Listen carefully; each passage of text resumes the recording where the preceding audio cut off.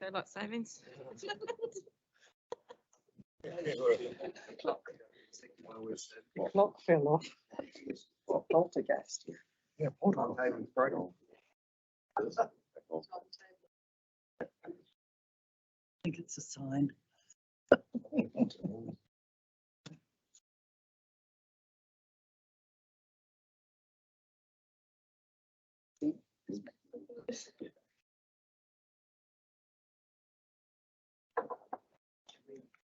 There's a bin over there that's written on it.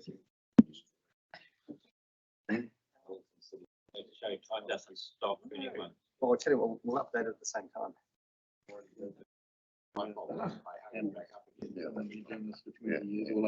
wasn't hung up.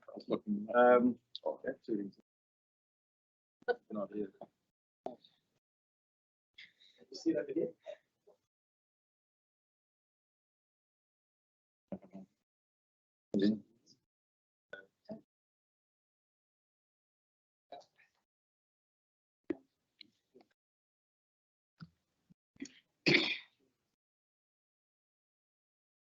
This is the resumption of the Stream 2 hearing. We're up to day 5, Mr. Foot, and I understand you have Mr. Moore with you. Yep. Do you care to step forward and we can go from there?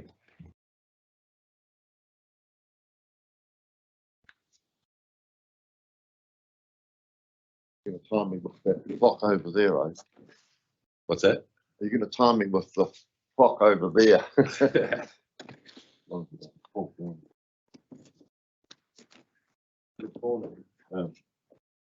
first of all, can you press the mic button so the green shows? More. No. Does that work now? Yep. Okay. All good. So, shall I start? Indeed. Floor is yours. Well, I've got some brief submissions here, but make it clear. Make sure I haven't left any paper there.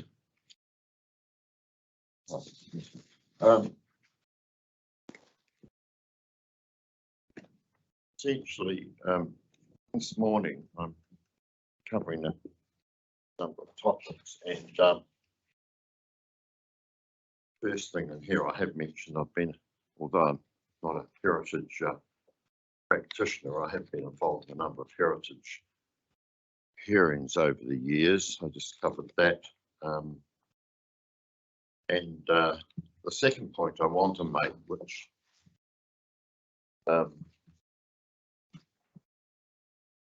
seems to be an issue which continues on year after year, and that is how people view heritage. And I mentioned this because in Wellington it was extremely important, because and we're only talking about Wellington.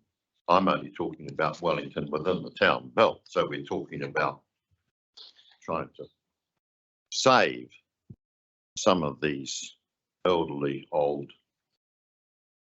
heritage suburbs with very high densities and very small lots.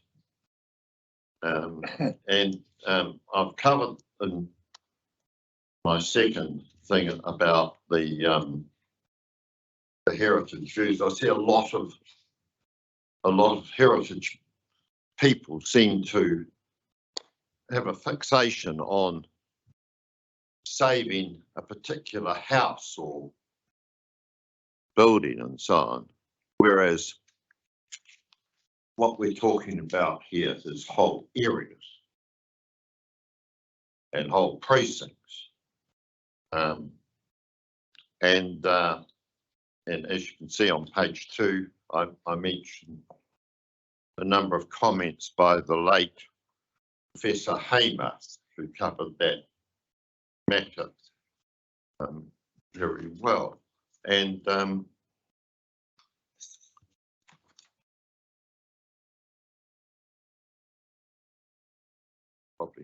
probably read that anyway, but so the thinking, as you said, was changed to an increasing holistic approach to urban design, where what matters is the complete townscape or streetscape rather than individual dwellings. We have heritage areas that do not contain one heritage listed house. It's particularly important in Wellington, where we have, and Wellington is quite different from Auckland and Christchurch and so on, because we have so many of these suburbs.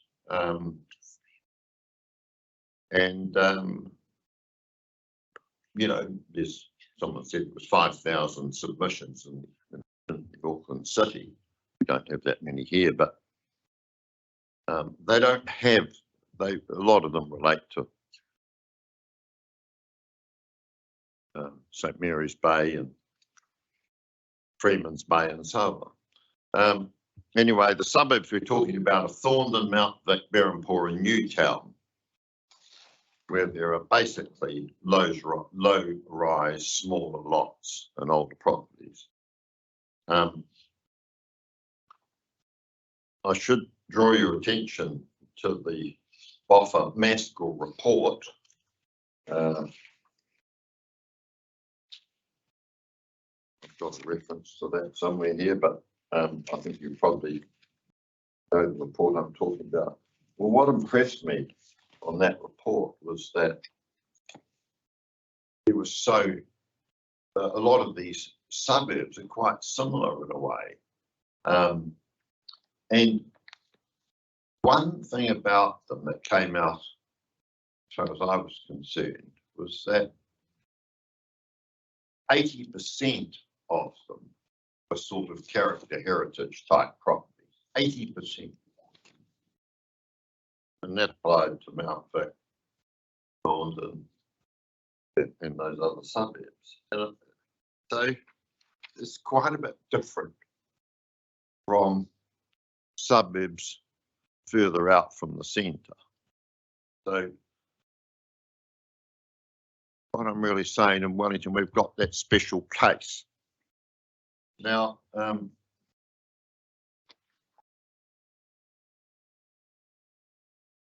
other thing I would like to mention here is the legal framework. And when one looks at the Resource Management Act and the amendments of the Enabling Housing Supply Amendment, it doesn't seem to me to override the basic principles and purposes of the Act in Section 5, the protections in there, the adverse effects, and Section 6, where there's a duty to recognise and provide for the protection of historic heritage from inappropriate subdivision and development. And then other matters in Section 7 have particular regard to the maintenance enhancement of amenity values. Now, there's bound to be some resource management lawyers who will probably bring this up before this hearing, but before your group. But the point about it is this: I couldn't quite see how an amendment to the Act enabling all this housing and so on overrides that basic character and amenities issues in the Act. So that is another reason I'm saying how important it is that heritage and character areas are given their rightful place in this whole scheme. I know there was an attempt there's been an attempt to lessen the impact of heritage, but I don't think the legislation does it. I simply believe that. I'd now like to mention about the Oriental number 5 I'm on to now, the Oriental Bay Heights area. And there seems to be some suggestion that the walkable catchments should include part of that area. And I know some of the submitters have said that. I simply want to say that you know, this goes back many years, and the Oriental Bay people are most concerned about this, is that I support the views of the Oriental Bay Residents Association that the existing height limits, particularly relating to Hay Street, should be retained. And the matter of Oriental Bay, some of you may or may not be aware, but there's this huge decision, which sure enough goes back a few years, 53, 55 pages. But that was Judge Kenderdine and 2 very experienced commissioners. And I was involved in that case along with quite a few others. And that was a long contested hearing, which lasted several weeks. And they had every conceivable expert, architects, planners, urban designers, and other experts on, can I have a glass of water? On both sides. But the main point about it is that a very thorough study was done of Oriental Bay, particularly the Grass and Hay Street areas, which are essentially valleys. They're quite different from the rest of the parade, where a lot of it's under the cliffs and so on, particularly as you go around further around to London. And quite an important thing in that decision was that if you have high rise, particularly along the front and what have you, you will diminish the quality of mainly the public views, not just private views, because that's just covered private views and public views, but mainly public views from the parade.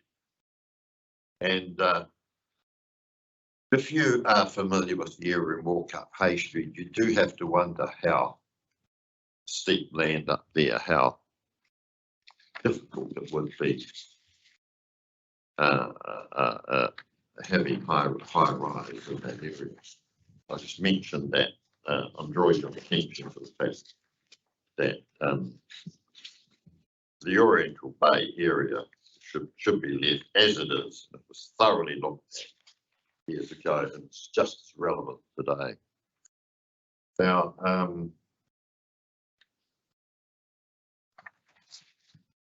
the only other matter, yes, I was going to carry this, is John Moore was here.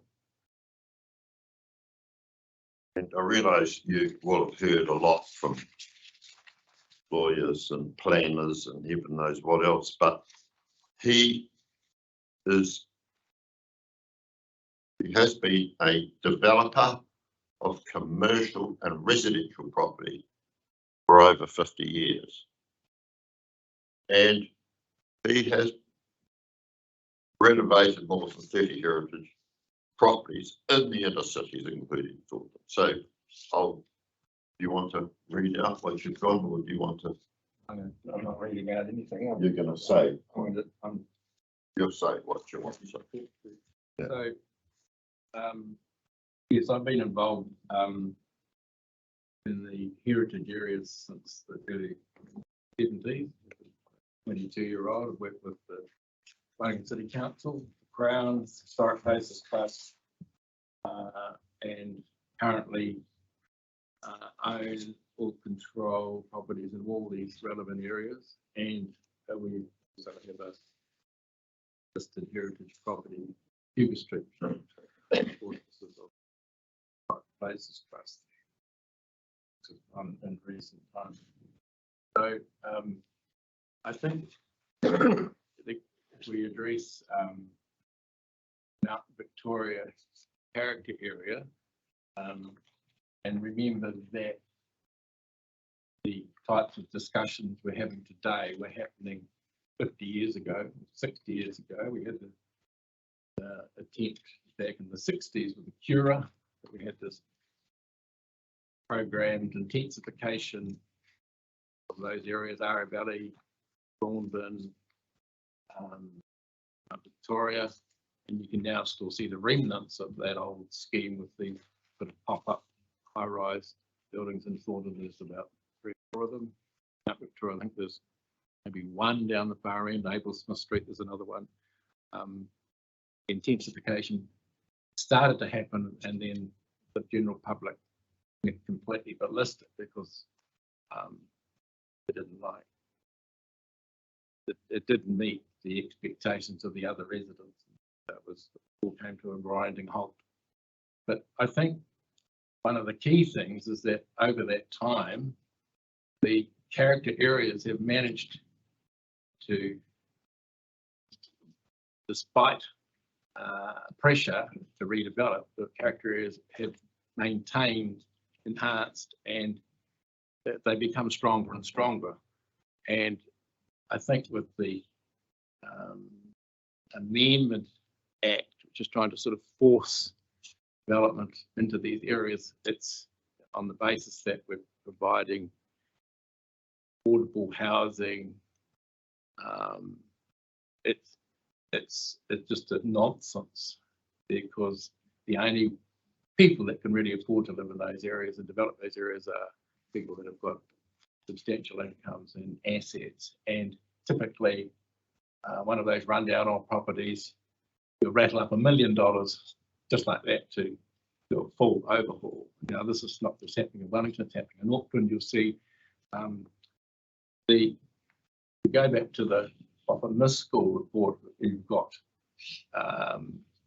properties that are clearly identified as character houses, and you've got ones that are sort of marginal. So that would be a character house. It's probably had aluminium windows put in and a few little alterations. But what's happening now, of course, is that with those buildings, is that affluent people are buying them and doing a full restoration and removing the unusual sort of alterations and restoring them back to that. So that whole process is intensifying as the values go up and the demand increases, then so more and more people need to put their money to those areas. But at the same time, on the lowland areas in Wellington, like Tiara Flat and what have you, you've got a different type of building, which is what I'd call industrial scale apartment blocks, and even they are incredibly expensive, but they are at a different pricing point to these heritage areas. So I think the emphasis should be on not on destroying these character areas, which of course really important for the city in terms of tourism and just amenity, but focusing on the areas where you can really pump up the population and do it in a reasonably efficient manner. Those areas, those are the areas. Well, yeah, so right through the Tiara Flat, Adelaide Road, just the areas that the council's already sort of pushing. But the idea of just sort of forcing redevelopment into Mount Victoria and Thornton is really, it's just not going to happen. It's like if you take Hobson Street, for example, I mean, there's lots of sites there that could be redeveloped, but you're up against people spending, $6, $7, $8 million to buy a house. So developers not going to be competing with them. So basically what I'm saying is that the heritage areas are really important. There's lots and lots of scope for intensifying population and down on the flats of Wellington. It's huge. Thornton Key, where I am, you know, there's a few apartments down there, but there could be hundreds of them. And right through this area down here, there's the conversions of office blocks which have been taking place, and they tend to be, you know, low quality, and probably future slums, which isn't really the good way to go. Yeah, pretty much that's what I've got to say, I think. We're talking about the main transport routes too. Yes, that's a given. I might just add a few more points to that. So what we're really saying is there are many suitable sites on Aotearoa Flat, south of the central city, and along the main transport corridors such as Kent and Cambridge Terrace, Taranaki Street, Adelaide Road, present many opportunities for development, including the ones John Moore's just mentioned. So it's no need to go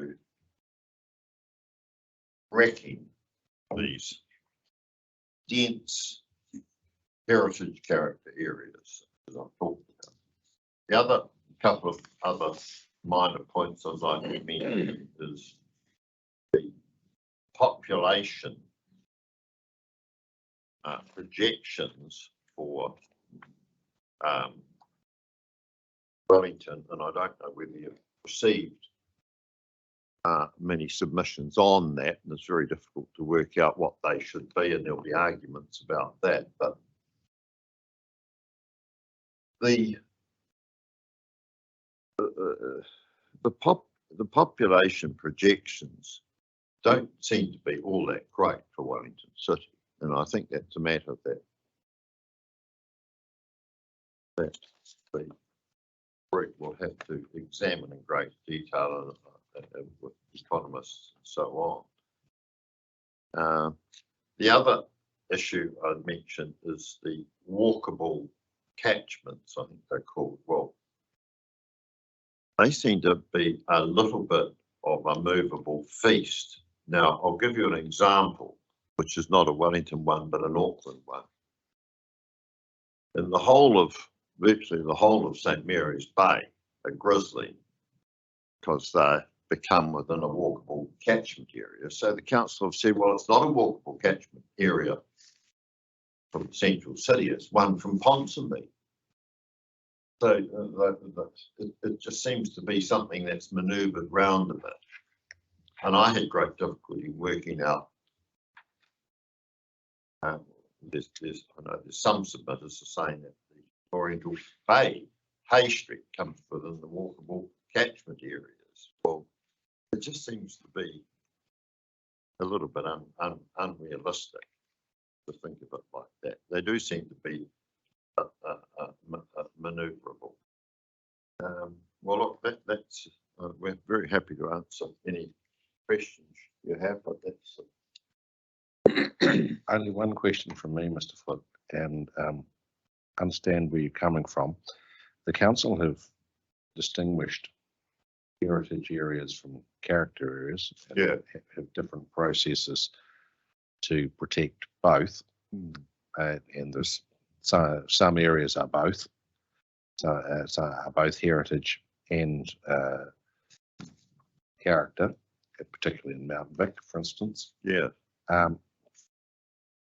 That, in terms of your comment about not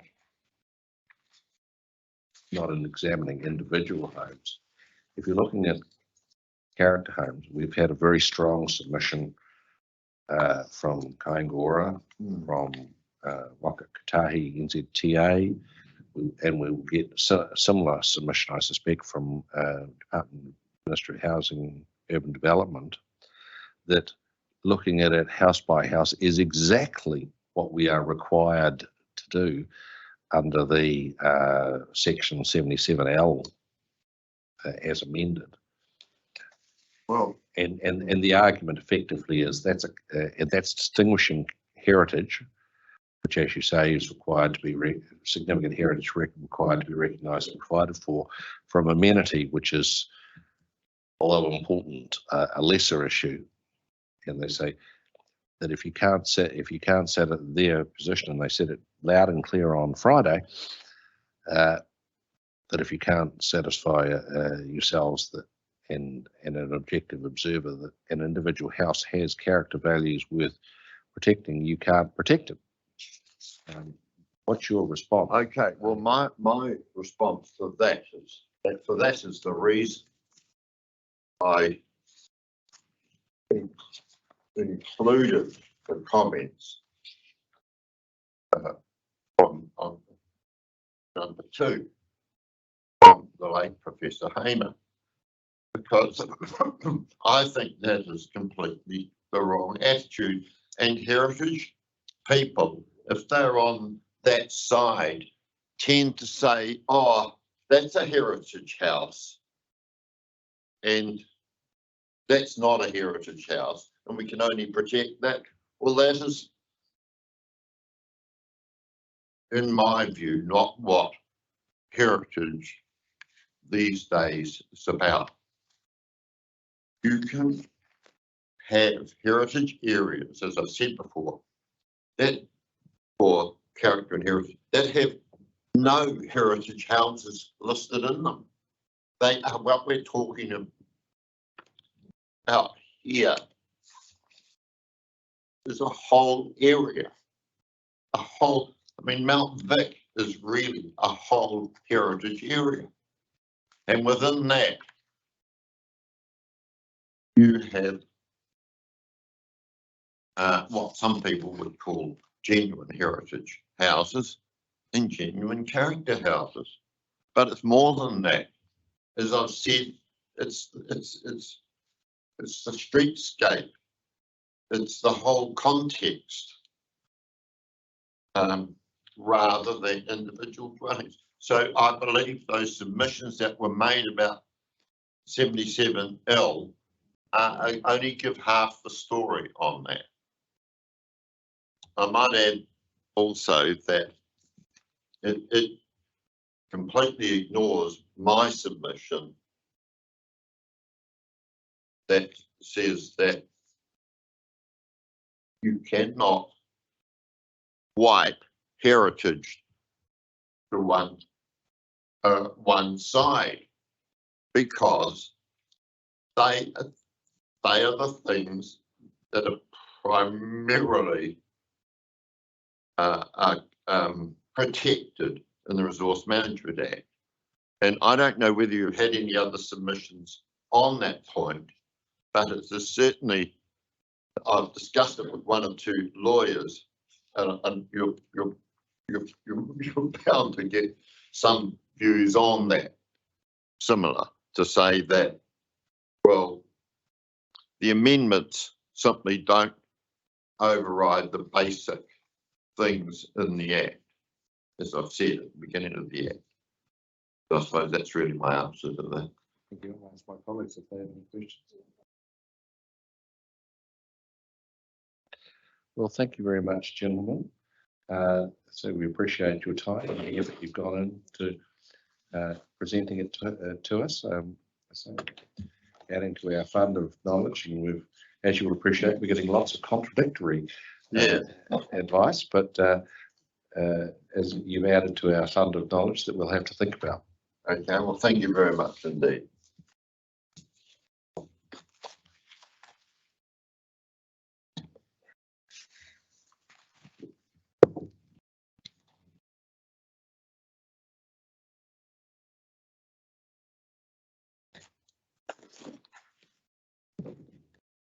Next submitter is the Wellington Tenths Trust.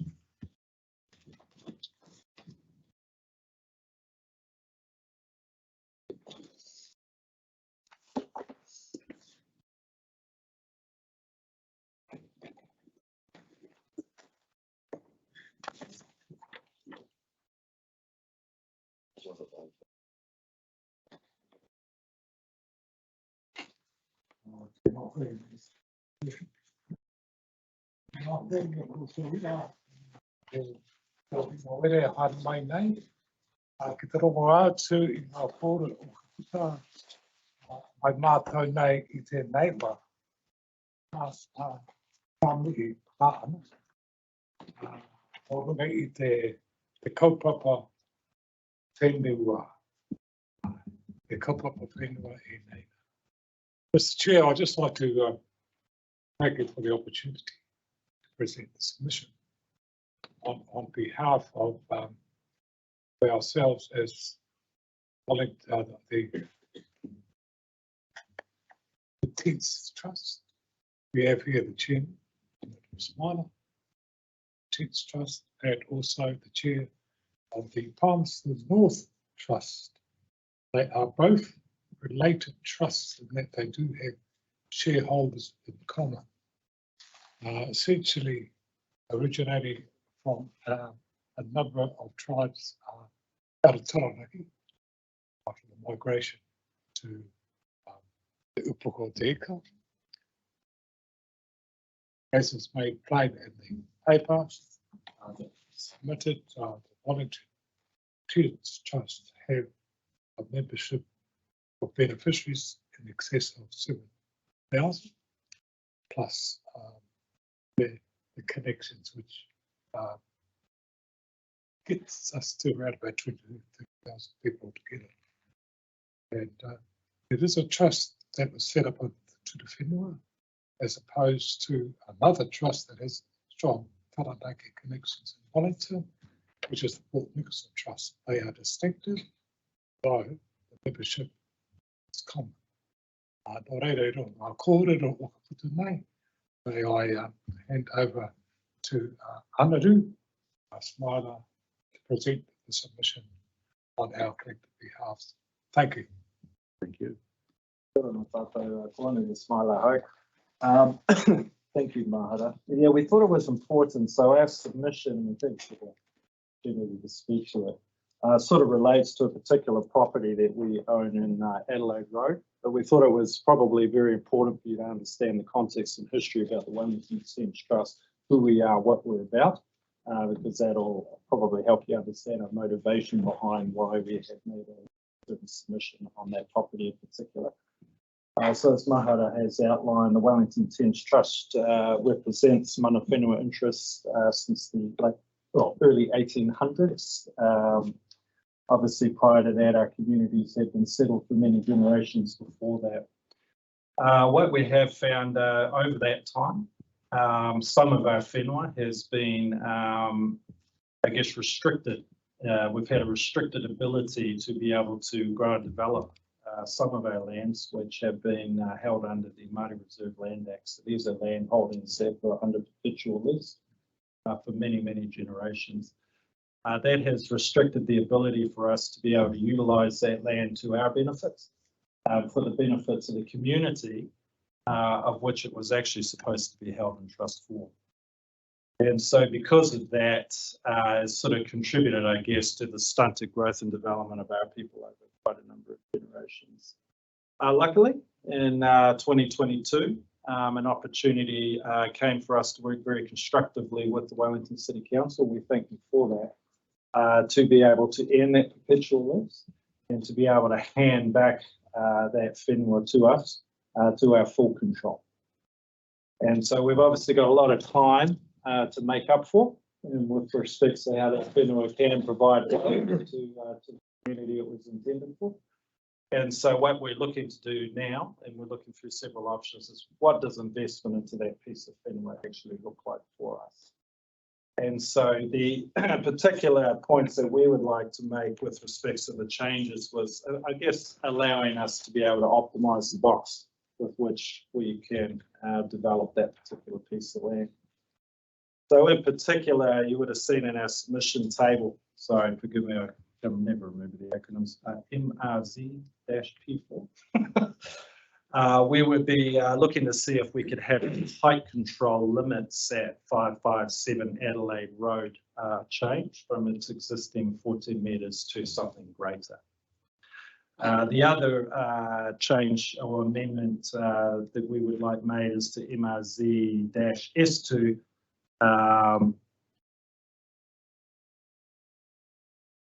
Sorry, Oh, which was the same one, sorry, I'm getting mixed up in my thing. So basically what we are looking here is to see if the box in which we can grow and develop this piece of whenua can be altered and changed to allow us to optimize, if you like, the kind of development that we. The second change that we would also like along the same vein is amending the current residential restrictions we have to a mixed use zone. For the council to consider changing that to a mixed use zone, which again would allow us to optimise the kind of opportunity that we have to grow and develop that whenua. And as we said, the purpose of growing and develop that whenua is to benefit the 8,000 owners and 20,000 whānau that we have whakapapa into our trust, which we as board members have a responsibility. So the money and the investment that we would make here would certainly go into contributing and growing the social and cultural development, which we use our financial assets to support. Does that make sense? Didn't have anything else to add, did you? No, Anita, I think you've covered it really well. I think it's really important to understand that the trust was developed in 1839 in the agreement with the New Zealand Company. And when we're talking heritage, our heritage is very long. Less about buildings and more about people and land and the stories of that land. This particular piece of land taken by council in 1960 under the perpetual lease regime, where they were able to utilise the land at 4% of unimproved land value with 21-year restrictions. That didn't change until 1996 when the Act was amended. And just mentioning that the Honourable Mahara Aotearoa, of course, was a Member of Parliament for 9 years, so there's a very full understanding of the acts that we have to operate under, which are different from Pākehā commercial property. And so we are always restricted by Tūturu Whenua Māori and the Māori Land Court, and also the Māori Reserve Land Act, which is actually still in place. And so that's just so the opportunity to have a commercial development which goes to the heart of this submission, that we could have a mixed use zone so that we can maximise the opportunities in the return of this land, which we've owned in fee simple title, can be fully functioning. Thank you. I have a question. What's currently on that block? The Granville Flats. They've been council owned and run. Which we took the opportunity to negotiate a history of those. And of course, saying that you'd like an increased height limit, 14 metres to something greater. How much greater? Well, what we were looking at, I guess for us, it's a bit of the chicken and the egg thing at the moment, because we don't want to go spending too much of the whānau's money developing business cases when the rules at the moment are sort of restricting us within a certain box. So what we would be looking at doing is seeing what commercial opportunities there might be, and with a tandem residential option. And so, of course, the higher the height, the greater the residential options we may be able to do a commercial development. That makes sense. So what we would be looking to do in total height for development is going to as high as 10 stories. I think at the moment 14 metres restricts it to about. I'll write on that bit. But probably the important thing to understand on that piece of whenua is that one end of it is a great big bank, if you like. And so it's quite a hard piece of land to develop. And so while we might say 10 stories might sound like a lot at the base of Adelaide Road, it probably still wouldn't actually outgrow the height restriction at the bank at the end of the property, the way it's sort of sloping. So we would be looking to do a development sort of regional around 10. You say, when when I read your submission, pulled it up online to figure out exactly where it was.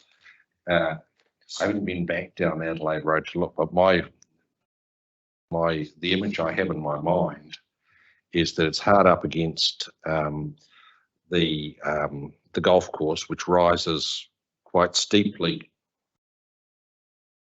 Yeah, what's at the top of it's actually a field, sports field. Yeah, at the back there's a sports field, and alongside, well, like it's all council reserve, and it's all because having played golf on that golf course, I know very well how steep it is. And so you're hard up against that on two sides, and the other side faces back down the hill towards Beerenport. Yeah, that's right. So we'd be looking at having to sort of build multi-level. So at the moment, I think there's 3 levels. What we'd be looking at the moment, if there's nothing certain at this stage, would be putting it on 2 levels. Because just simply the way in which that land bank is that we'd have no option but to keep that 3rd platform the same way. And then we'd be looking to grow and build a bigger space development at the bottom part of that land area.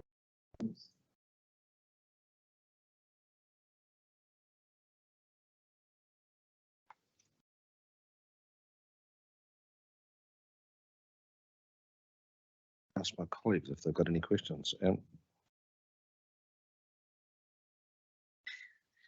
It wasn't so much a question, but you would have heard us talk before. Kāinga Ora have got quite large changes that they would like, and I went back to their submission over the weekend to see what their thoughts were for that area, and they're proposing an 18-metre height limit that they see as being appropriate for that area. At the moment, it's 11 and 14 varies around where you are, I think, and so they're sort of wanting 18. That just still doesn't get to your 10 stories because that would be roughly 30, I think. Isn't it? Yeah, 30 metres, I think. Roughly, yeah. Something like that. Yeah. So that's no question in that. It's just a point. And the other thing was that the change of zone is not something that we can deal with here. It's at a future hearing stream, being the mixed use zone. Yeah. While it's zoned residential now, the mixed use portion of this hearing is in, I think, hearing stream 4. Yeah, well, yeah. And you will see Commissioner Burge, Commissioner Lutz there. Right. Yes. No, well, we can certainly come back and do that. I like we can, like you're in the right place to be talking about the height limit.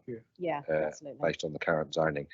But I think the Commissioner is absolutely right to reinforce to you, you need to make the argument again for the Stream 4 panel, because only they can grant your relief in terms of change of zone. Yeah, we've only one piece of that pie for you. Height, and obviously they go hand in hand.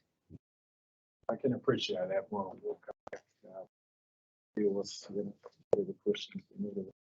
I think the important thing to remember, although we're looking for the height restriction, and based on this, and I know your question, you've seen the land really, is that even if we were to extend the height allowable in that space, it's not actually going to block anybody's views out that already.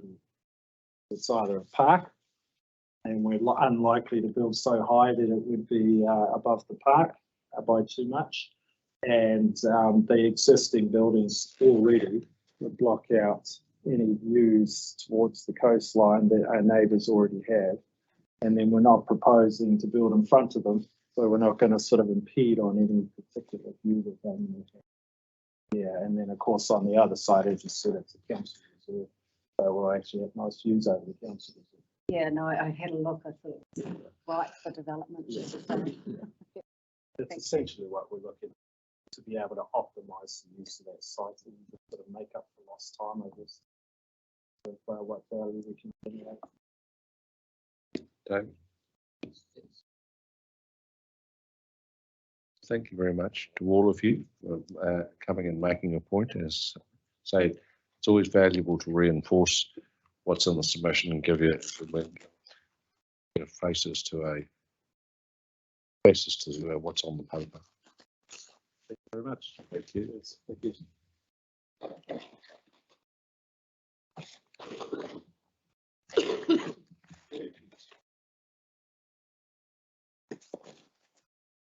Next is Penetitio.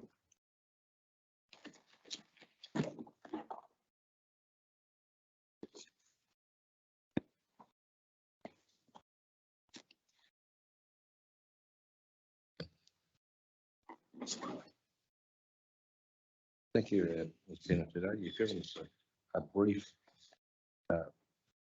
note of what's concerning you, and is there anything more you'd like to say to us about it? Well, thank you. I'm an individual submitter. I'm not an expert. I am a resident of the Arlington Street. My concern is, although the houses in Arlington Street, there's only a few of them that are privately owned, although they are not what you would call heritage or worth saving perhaps, except my own, that they provide a balance against the social housing development that is going on across the road. And I'm not saying that I don't want that social housing to go ahead, because I have owned that property since 81 and lived in it since 89. And I miss all the tenants. It's extremely boring, except for the construction that's going on, and I welcome them back when they come. But I just worry that Arlington Street is zoned as high density. And already one of the owners of one of the few houses in that area is trying to buy out his neighbours for the reason he wants to take advantage of the high density zoning that is in that street, which will mean that the rest of us, when I die, whoever buys my place wants to pull it down. The only person who will be able to buy it will be a developer to take advantage of the high density stuff. So we will lose any little homes that are there now. So if anybody decided that they're not worth saving, I would like to see them rezoned so that if anyone wanted to put up a little family home with a garden at the front, so they can communicate with the environment and the people around, that would be possible and wouldn't be ruled out by the fact that it's too valuable to put one house on.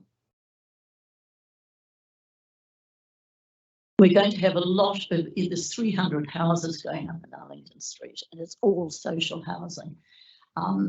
They talk about community, but I have found living at 16 Arlington Street that community operates through people passing by, talking over the garden fence. Admittedly, mine's the only garden, but hopefully there would be more. Swapping, giving them seeds from the hollyhocks, things like that, that will disappear if Arlington Street and its environment just becomes high density flats. And in my second little bit that I put in, I would ask that you go and look at Arlington Street and look up at what happens as it rises up into Thompson Street, and think of what has happened over the last few months with climate. That area drains a lot of water. The trees are there protecting us vaguely at the moment. We've not actually had a flood. But if all that becomes high density, then I despair for Wellington's wish to become a green place. But thank you for hearing me. I am not an expert, but I would like you just to go and look. We're not the prettiest of places, but I would hate us to become worse. That's a bit daft, but thank you. I don't think you should be apologetic about not being an expert. I think it's important to hear your personal perspective and about your community. That's valuable to us. And but I'll ask my colleagues if they have any questions. I don't have any questions as such, but I take your point about having a site visit. There's been many, excuse me, places around Wellington that we've been asked to visit, and certainly done our best to go through them. So we will put your one on the list. Thank you.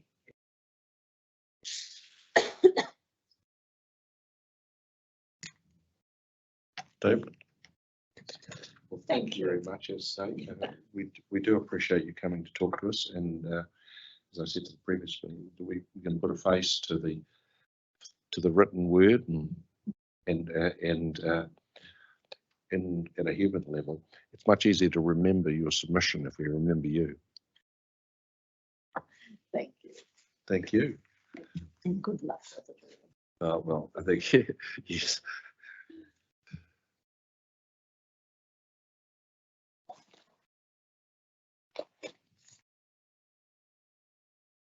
Okay, it looks like we'll adjourn and see if we can find the next minute.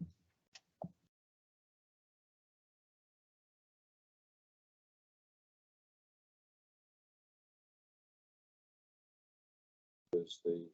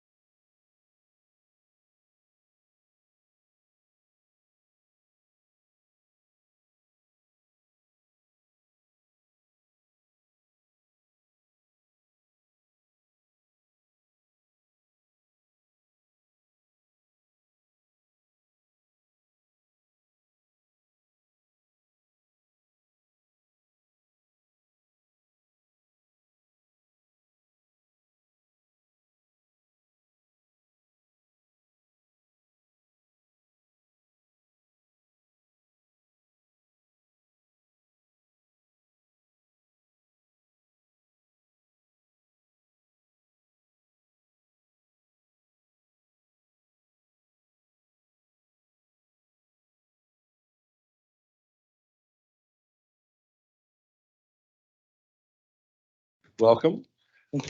And sorry about the IT problems you had on Friday. Right. Uh,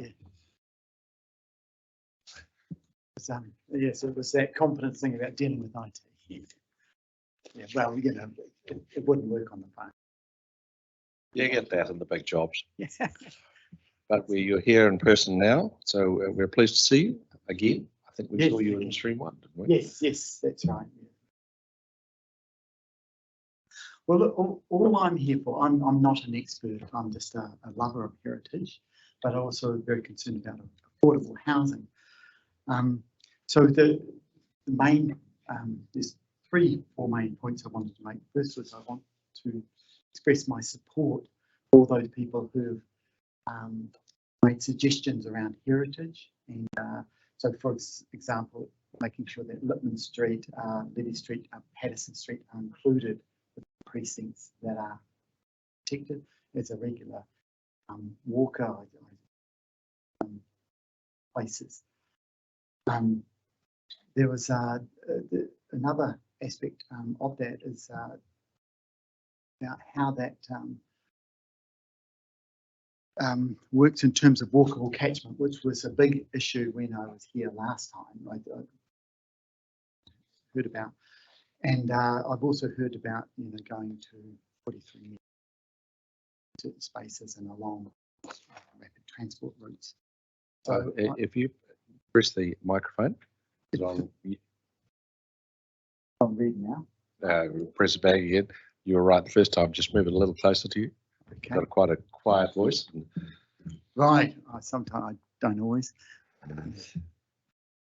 So yeah. So the concept of walkable catchments to actually provide really they should be like, if you're going to do this densification, if it's about densification to provide affordable housing, then it really should be like 30-second, maybe 1 minute walkable catchments, because that is true densification. So you provide the opportunity in, like, if there's going to be high rises. So for example, if there's a high rise in Miramar, if it was over a car park, say at Countdown, or over a car park, say across the road at the, I know, the plant centre, then yes, these sort of things might be acceptable in terms of the community for high-rise developments of 13 metres, and obviously the car parks would be on the base level. So it's that whole concept that you see overseas all the time, that you come down the lifts and you're in the shops,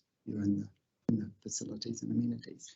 And then over time, from those 30-second walkable catchments, as densification increases, the need, you might extend it by another 30 seconds or whatever. So it becomes a proper process of urban development out from a centre.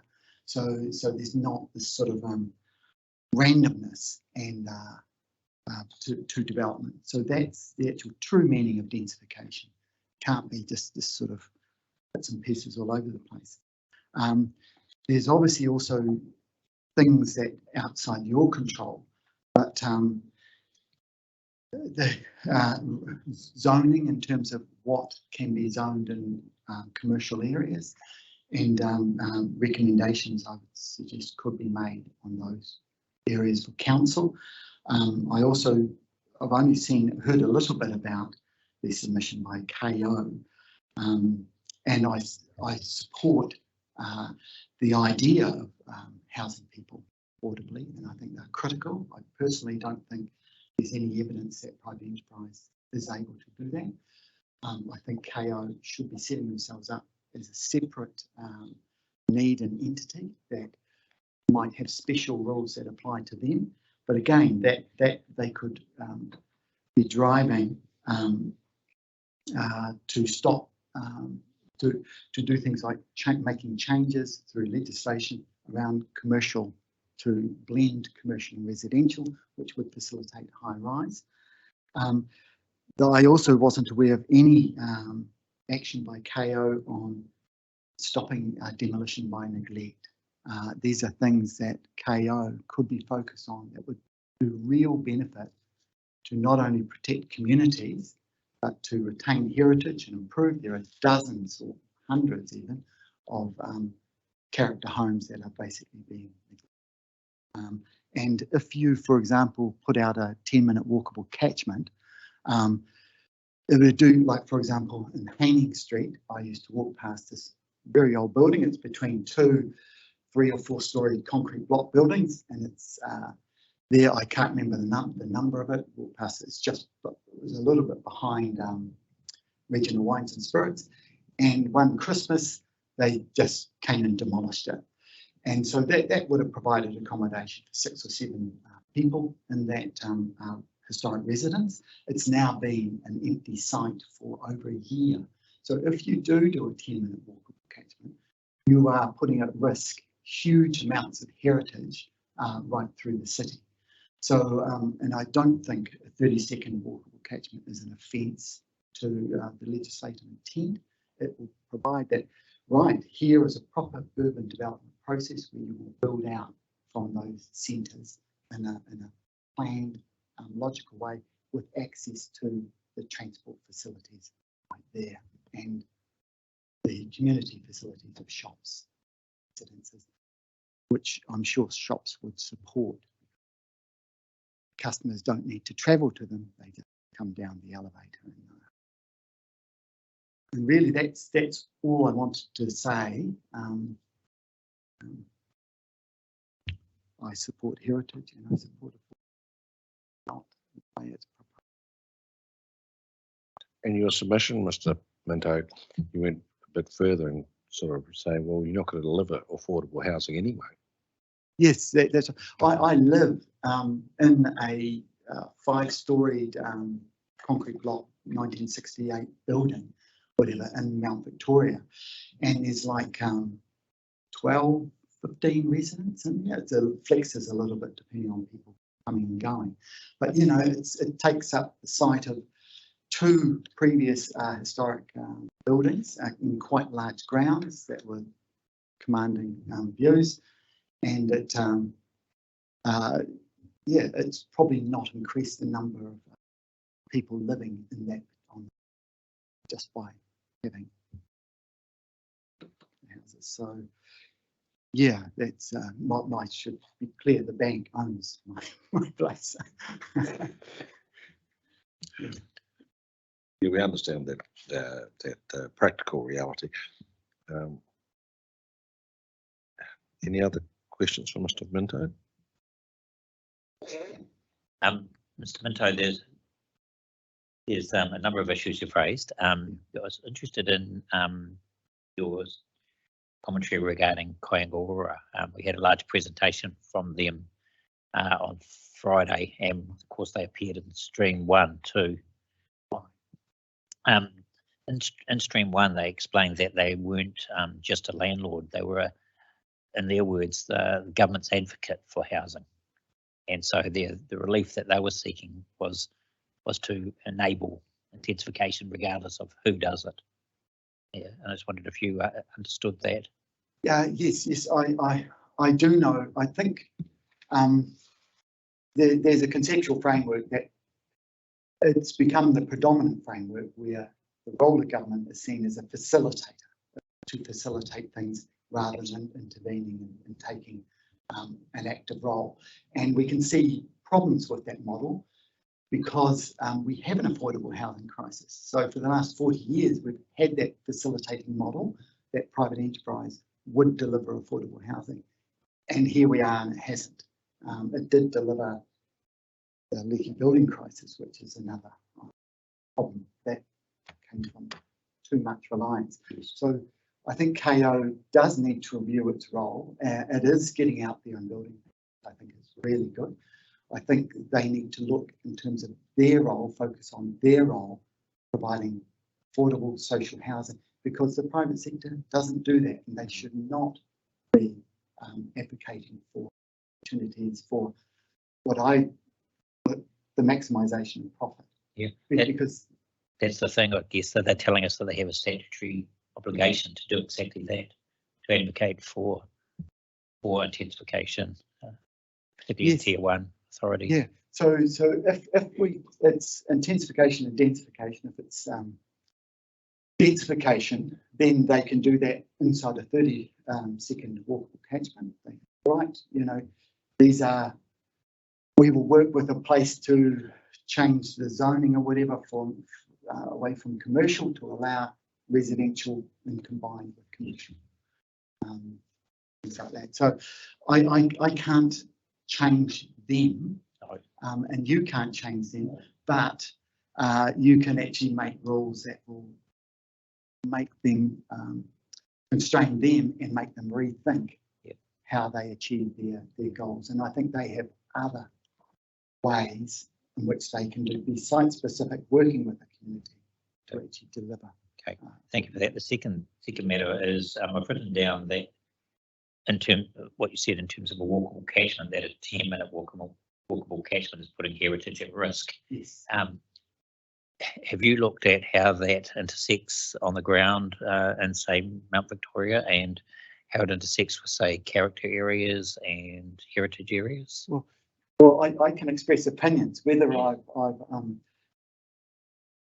see character and heritage as completely intertwined. They're not able to be separated. Understand that, but my question is, have you looked at the lines on plan as it affects Mount Victoria to see where the results of a walkable catchment, which is intensification by density residential zone, might intersect with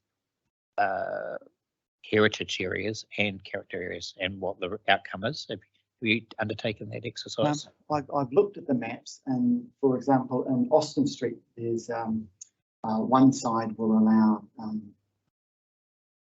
high, 6 stories development. 21, 22 metres. Yeah. So I just think that's why I want precincts increased, because it's going to significantly impact the character and the heritage. To what extent? We've seen the plan as notified, headlines on a plan for the character precincts, which as part of the 42A report have increased in spatial extent, but presumably you support that.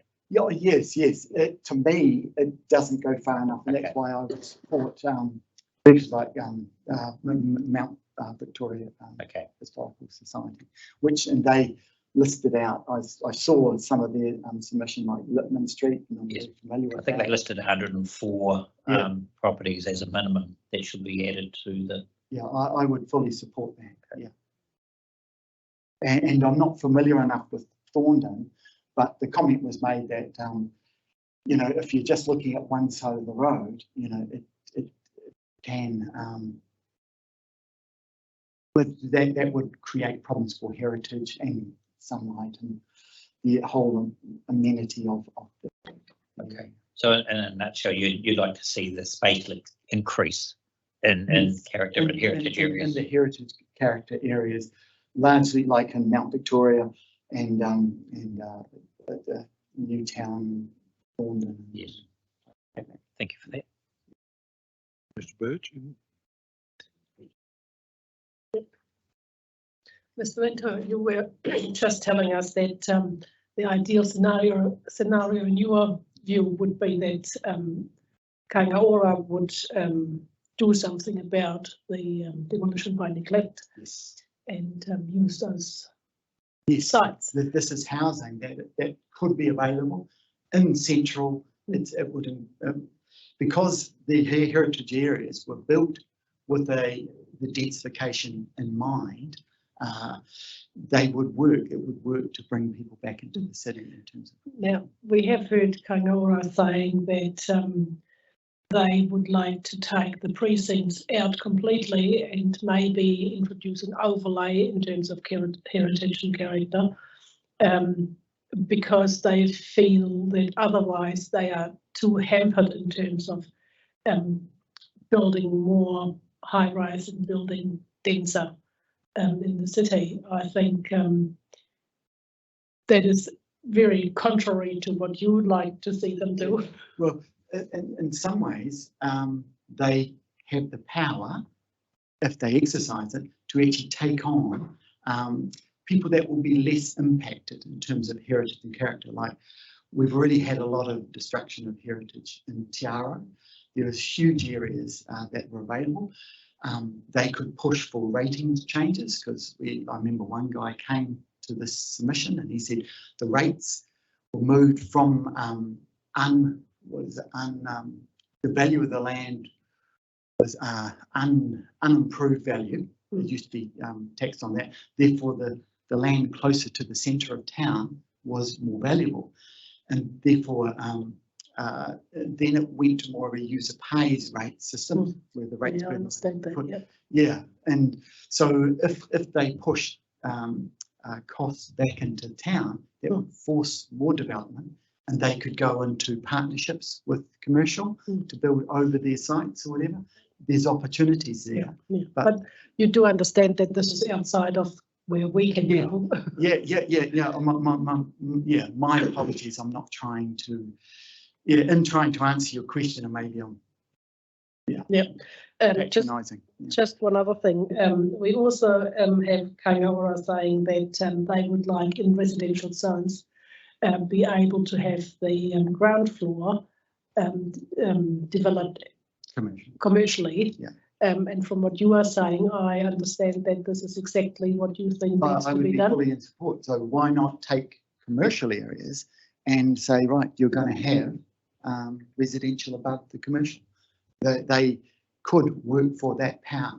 So they are taking a particular approach that's detrimental to character, heritage and identity as New Zealanders, because the wooden buildings and landscape actually reflect our understanding of us as New Zealanders, what we expect out of life and the quality of life. So do I understand you right? Because Kaingaora says they'd like to have some commercial use in residential zones, but here, do I hear you right saying you would like to have some residential use in the commercial zones? Yes, I want them to turn it on their head. Oh, right. Yeah, so because of character and heritage, they should leave the residential areas as residential, as character and heritage because of identity issues, and redevelop in the commercial. Their focus should be the centre city, which would be less infrastructure impacts, less impacts on other users, preaching to the good, and public transport impacts. Great. Thanks very much for that. That's it. It's us. So thank you very much for your Thank time. you. So, I'm Peter Hill down for 1120. well, you're here right now. We're ready to hear from you. I hope you, Mr. Hill. Good morning, everybody. Yeah, so my name's Peter Hill. How am I doing here on the microphone? Is that okay? Yep. Very good. I'm an electronics engineer. I live in the suburb of Mount Cook, and I'm a member of the local residents association.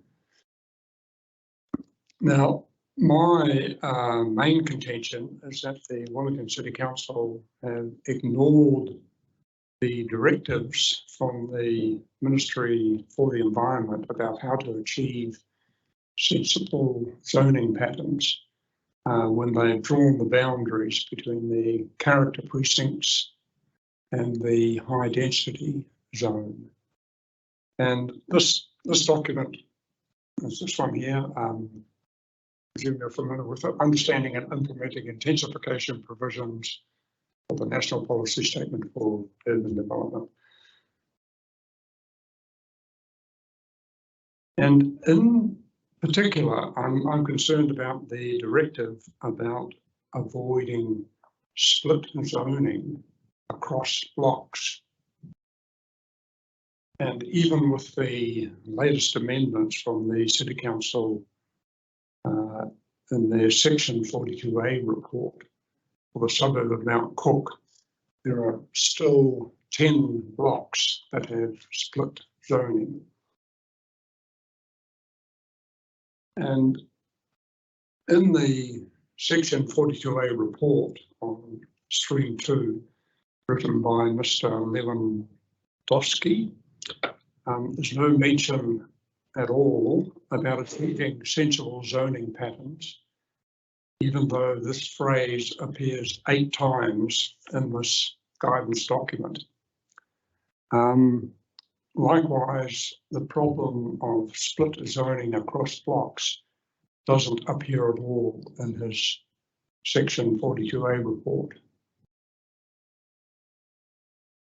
Now, I understand the City Council, the Wellington City Council officials have had meetings with the Ministry for the Environment about aspects of implementing the National Policy Statement on Urban Development. But whatever the outcome of those meetings were, they haven't resulted in any amendments to this guidance document. So I presume it still stands. In fact, if you Google the title of this document, you'll get about 30 or 40 hits from territorial authorities around the country. So clearly they all know about it, they've all read it, and they make reference to it frequently. So if the Wellington City Council says to you, look, we had these meetings and the Ministry for the Environment didn't really mean what's in this document, they meant blah, blah, blah. You know, this is all that territorial authorities around the country have got to work with, and I presume it still stands. And it seems to me, reading that document, the Ministry for the Environment and presumably the Ministry for Housing and Urban Development is clearly very keen to avoid the deleterious effects of having zones of different densities immediately adjacent to each other. And I think the only concession that the Wellington City Council has made is to slightly reduce the height in relation to boundary, where a character precinct abuts a high density zone. Whereas, you know, the Ministry for the Environment wants territorial authorities to use streets, open spaces, schools if they're available as boundaries. And in the Ministry for the Environment guidance document, where they're talking about avoiding splitting zones across blocks, they use the phrase, or they precede it with the phrase "where practicable," and the dictionary meaning of practicable is that which can be done or can be used. So can it be done? Sure. Me and a colleague from the Mount Cook Residents Association have done a site-by-site survey of all the brownfield sites in Mount Cook, and we can clearly show that the anticipated population increase could clearly be accommodated on brownfields sites alone. So I would say most definitely it is practicable, and there's definitely no need to fragment Mount Cook in the manner that the council proposes.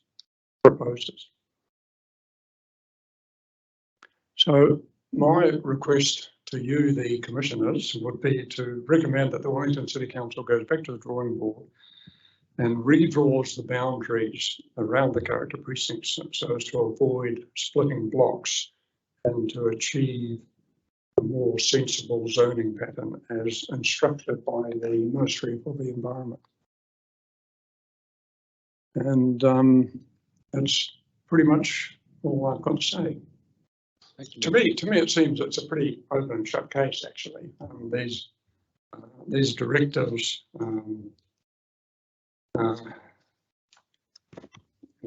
which are in this, I think it's figure 11 in this document. They seem to me to be very straightforward, and the Wellington City Council in their Section 42 report have not given any reasons why they have not avoided splitting zoning across blocks. And could I just ask this gentleman on my left, what's your role? Mr. Patterson is one of the other Section 42A authors. He's helped Mr. Lewandowski, who Okay. authored the report that you're commenting on. Yep. I think that the answer that we've heard a lot of discussion about this. The answer as to why they've done or what Mr. Lewandowski recommended, why he recommended that, is that there is a direction in the legislation that where the council is proposing to reduce the amount of density that would otherwise be required under the national policy statement, it has to undertake a site-by-site investigation and only downzone the sites that are necessary to be downzoned in order to achieve the particular, in this case, character values. And that's probably why you got that situation where you got, which your submission identifies, part blocks, that the conclusion has been reached that they can only justify that far and no further. And so I think that that's probably the reason. The other thing to draw to your attention is that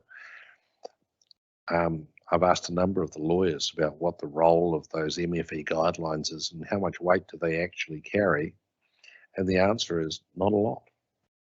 Yeah, I heard you say something similar in the preliminary meeting, but if that was the case, then I do wonder why territorial authorities around the country refer to this document.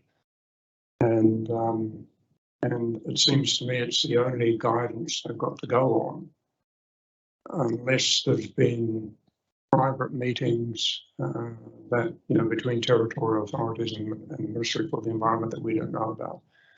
And also, I think Mr. Lewandowski acknowledges that even in his proposed character precinct boundaries, there will be some properties included in the character precincts that don't meet the pre-1930s requirements, character requirements. And he said he did that because I think he used the phrase, he wanted to avoid a piano key effect.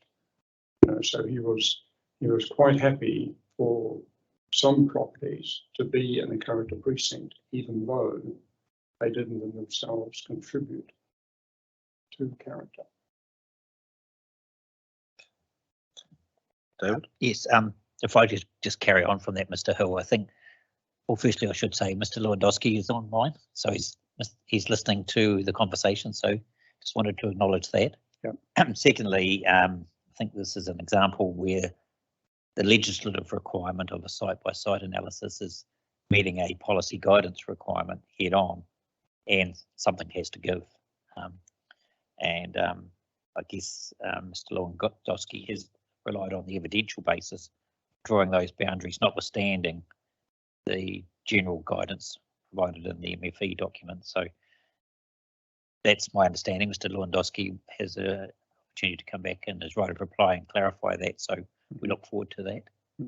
In terms of the relief that you saw that Wellington City redraws the boundaries to avoid splitting blocks, have you given any consideration to where those boundaries should go as they relate to? Yes. You have. In fact, in my submission, I provided a suggested is that with sensible zoning pattern. That's this one here. Yes. And this one largely, very largely avoids splitting blocks. And although it's slightly, it somewhat increases the area of the character precincts, it would certainly still allow for the anticipated population increase to be accommodated within the high density zone. Yes. Okay. And so I'm pretty firm that what I'm proposing could be accommodated. Yes. Okay. Thank you for that. It's useful. Mr. Birch? Well, thank you very much, Mr. Hill. So I was reading your submission last night. knowing that we'd be hearing from you. And I thought, very interesting map that you produced, and more food for thought for the hearing panel. Okay, So that's it from us. We appreciate your time coming to see us. very good, no problem.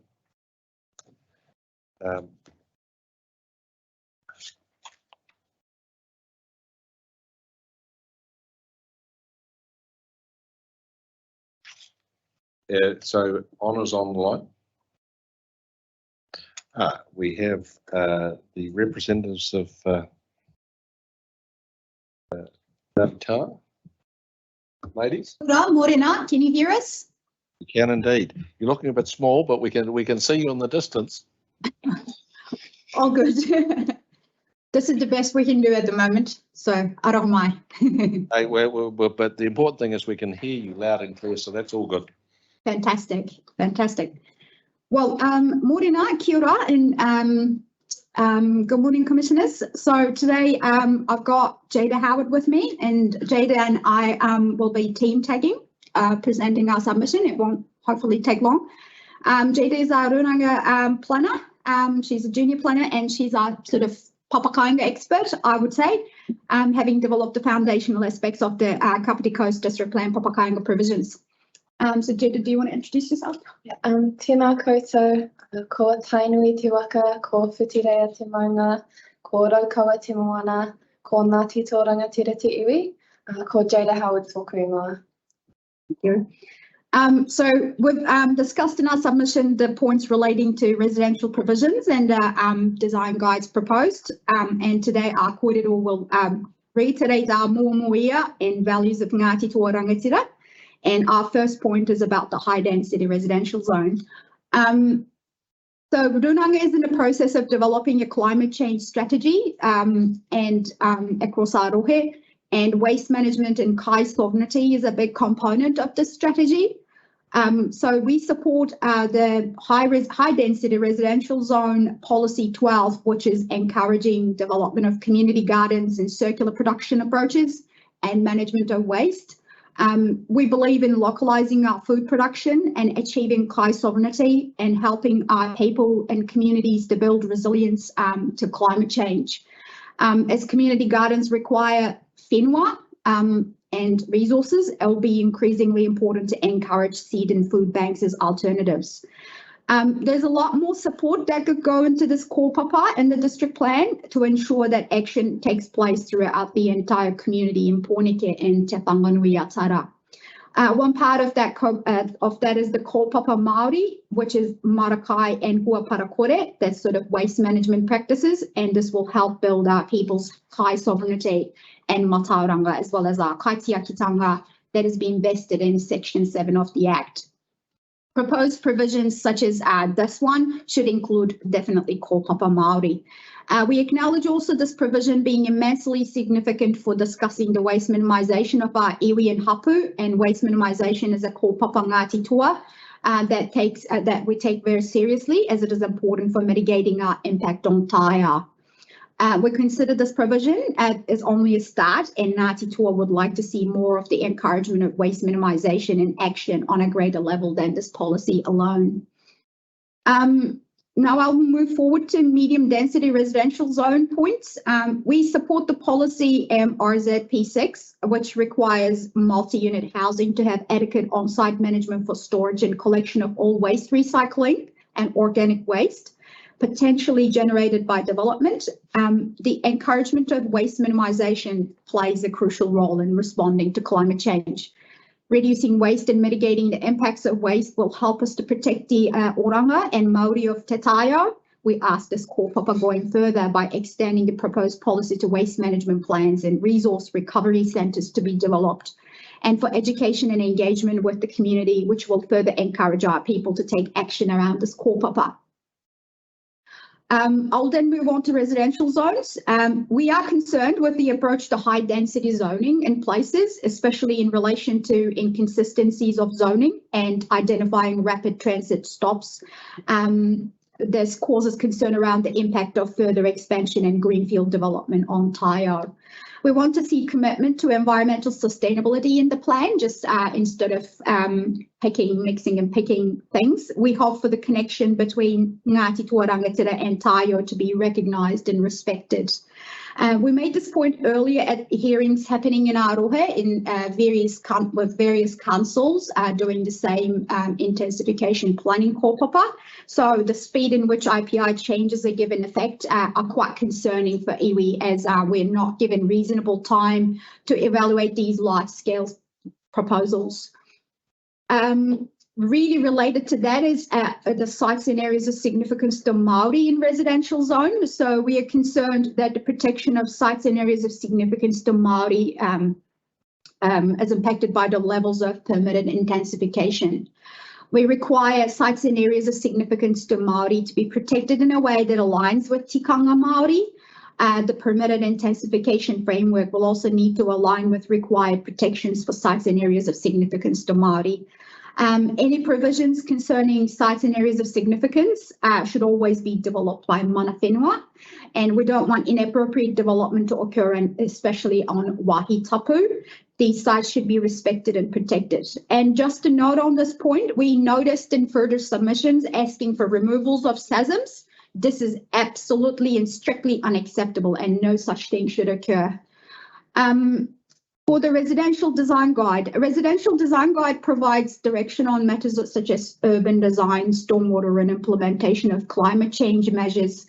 Given the importance of responding to these matters, this design guide should be given more weight in the plan by way of rules. We want residential development to consider all of these matters: stormwater, climate change, urban design, good urban design. We want residential development to consider all of these matters in order to ensure safe housing and the ability to adapt to the impacts of climate change, which is a really stark reality. Now I'll actually leave my words to Jada to talk about the Papakainga Design Guide and the Papakainga chapter. So in our submission, we discussed that we support the Papakainga Design Guide and asked for Papakainga provisions to be included through a Papakainga chapter. And the reason that we would like a Papakainga chapter is because it will support mana whenua aspirations for housing and development of their whenua. This chapter will need to be written by mana whenua of Te Whanganui Atara to truly capture the aspirations of mana whenua. Papakainga are also a way for mana whenua to develop culturally appropriate housing, which aligns with Te Ao Māori, and we aspire to reconnect and strengthen our connection with our whenua and rohi through Papakainga. Development of Papakainga will also allow us to exercise tino rangatiratanga and cultural values such as kaitiakitanga and living by tikanga, kawa and mātauranga. And Papakainga will also support the well-being of our people. All of these benefits and aspirations will be supported by a Papakainga chapter in a way that is not supported by the design guide. And we have implemented a Papakainga chapter that we have written alongside Ngā Hapu o Otaki, Te Atiawa ki Whakarongotai and Kapiti Coast District Council and other parts of our rohi. So we would also like our aspirations for Papakainga to be recognised and supported by councils across our whole rohi. And this will support all Ngāti Toa Rangatira uri to develop on their whenua. As the design guide is non-statutory, it incorporates Māori values and aspirations and Māori aspects of design, but it does not support the actual development of Papakainga. So we asked for a specific chapter dedicated for these provisions to take effect, supporting the rights of mana whenua to maintain our relationship with ancestral lands and practice our rights as kaitiaki. And that is the end of our kōrero, so we're happy to receive any pātai. Mr. Birch, anything from you? Kia ora. I think, Anna, you definitely were here in our hearing stream 1 where we had quite a discussion about the Papakainga chapter. As I understand it, and I think you understand it too, the council have committed to working with you on that chapter to develop that. And clearly you're well ahead and you have provisions and a process. So, you know, that's going to be incredibly helpful for that process. So I take your kōrero on board now, but I just acknowledge that there is as I understand it, support for a separate process for that to happen, to allow time for it to happen and for a separate plan change. So the actual Papakainga design guide that we have now is, as you say, it's non-statutory, and I understand that that's part of that package. So when the chapter comes along, then that design guide could be strengthened, changed, amended, whatever, and that would become a package for the plan. That's how I see it at the moment, just from what I'm hearing, but obviously that may not be how it ends up. There's a process to go through. So I don't really have a question there. The other thing that you talked about was your sites and areas of significance to Māori, and the interface between that site and residential development on an adjacent site, and how that relationship is managed, shall we say. It's, although we're dealing with residential at the moment, that is something that we haven't been presented with in this hearing. I understand it will be at a later hearing stream, but I acknowledge you bringing it before us now. That's helpful for us to keep it in mind. We've got quite a few interface issues to bear in mind. Once again, no question really there. It's acknowledging your submission and just acknowledging that what we've heard. And yeah, your support for those two policies in terms of waste management, community gardens, and the link to climate change.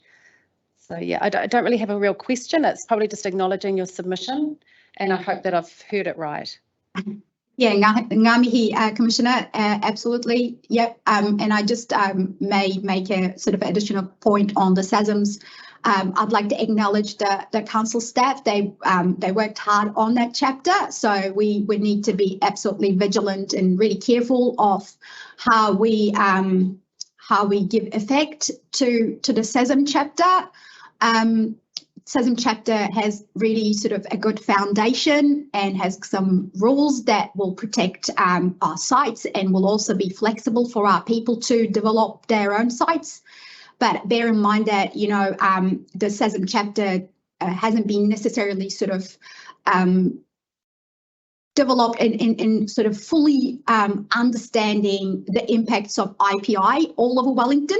So that whilst there is some buffer and there's some mapping being done to do the due diligence to the sites, we haven't been provided necessarily a very detailed assessment of what the high density and medium density and densification, how it would impact on a site basis, which, some might argue is a very important Section 32 matter, and Section 32 4A and AB, and Section 32 2.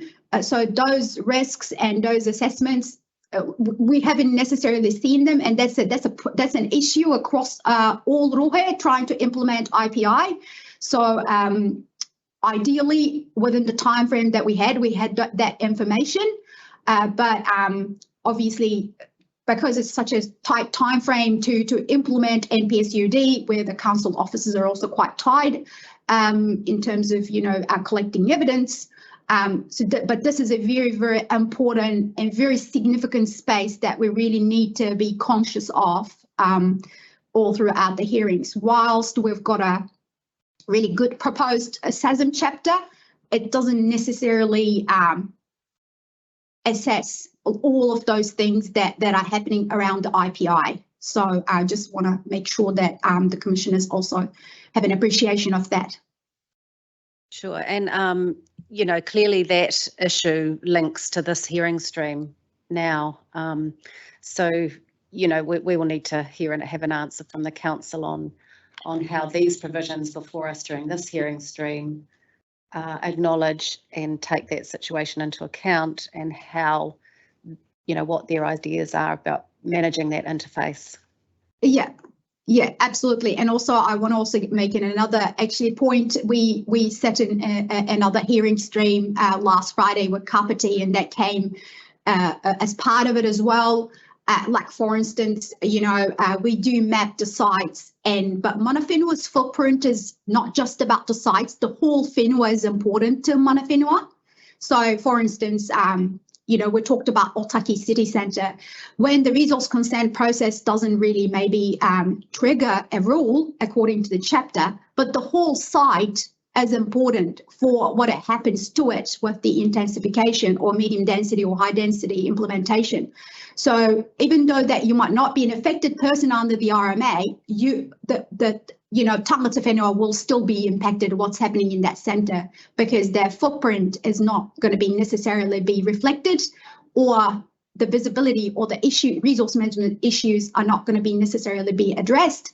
So I think we really need to think about these in a really, really long-term, forward-looking, and not just a sort of a district plan black and white categorizations. That's very dangerous to the future of the centres as well. So just want to make that point as well. Sure. That we don't have to be an affected party to be able to acknowledge our whenua. So thank you. That's very clear. Thank you. I don't have any more questions.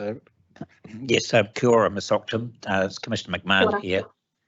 I just wanted to take up that last point, and then I've got two other questions for you. I mean, clearly the hearing stream 3, I think, will deal with a lot of these matters, but I just wanted to understand fundamentally, is the position of the Rūnanga that the relationship between the HRZ and the MRZ and how it intersects with SASMs, is the position that it's flawed, or that it's essentially sound but needs some detailed assessment? I'm just trying to understand. Sure. Rūnanga and our area is not against growth or development necessarily, but it needs to be absolutely be cognizant and giving effect to our sites and to our footprint, to our connection to our ancestral land. That's why Papakainga is very, very important in this IPI process as well. But I think it's the letter, what you're saying, Commissioner, in terms of having, you've got this base that the council officers worked on the SASM chapter, but it doesn't end there, because unfortunately it's not just about the significance. Sometimes it's the whole footprint of what's being done to the whenua and the taio. And we've got a responsibility under the Section 7. We've got a kaitiaki role. It matters. Everything matters, even around the sites of significance. So just the corridor doesn't end as the sort of the mapping, and the mapping identification around these sites. It's all about what's happening to the whenua as a whole. So we definitely would like to see more information as it becomes available, or as soon as possible, because these assessments unfortunately haven't been done in full, because the councils obviously didn't have much time to provide to iwi and tangata members of tangata whenua. So absolutely, like, none of those impact assessments are detailed enough for iwi to evaluate it, where hard they're going to be impacted. And the timeframes are another concern as well, obviously, because of the NPSUD timing requirements. And so we've got a base, but we do definitely need more information how this is going to actually roll out. Yes, given that I understand that. Given that the hearing stream 3 will focus on the resource per se and the footprint that you talk about, it's this hearing though that focuses on the rules where that intersection between MRZ and HRZ touch upon that footprint. So I guess what we need to hear is, how could those rules be improved from your perspective to deal with the resource, acknowledging that there's a lot of work to be done and actually getting the schedules right. But put that to one side, let's assume that's capable of being achieved. Yeah. In time, how do the rules need to alter so that everyone has certainty, not just Manawa Whenua, but users of the plan generally? Yeah, that's a very good question. So I think your question about this basically is important, and we didn't necessarily sort of make that point in our submission just now, but I think it'll be timely to say it now that we're happy to work with officers to make high density and a medium density zone rules a bit strict, a bit sort of tighter, and perhaps like quite clearer. As well as relates to sites and areas of significance, because as I mentioned before, the mapping of them, since it didn't make those evaluations in detail, we needed another mechanism to make it clear in the policies or perhaps in the rules to make it clear that that assessment needs to be done.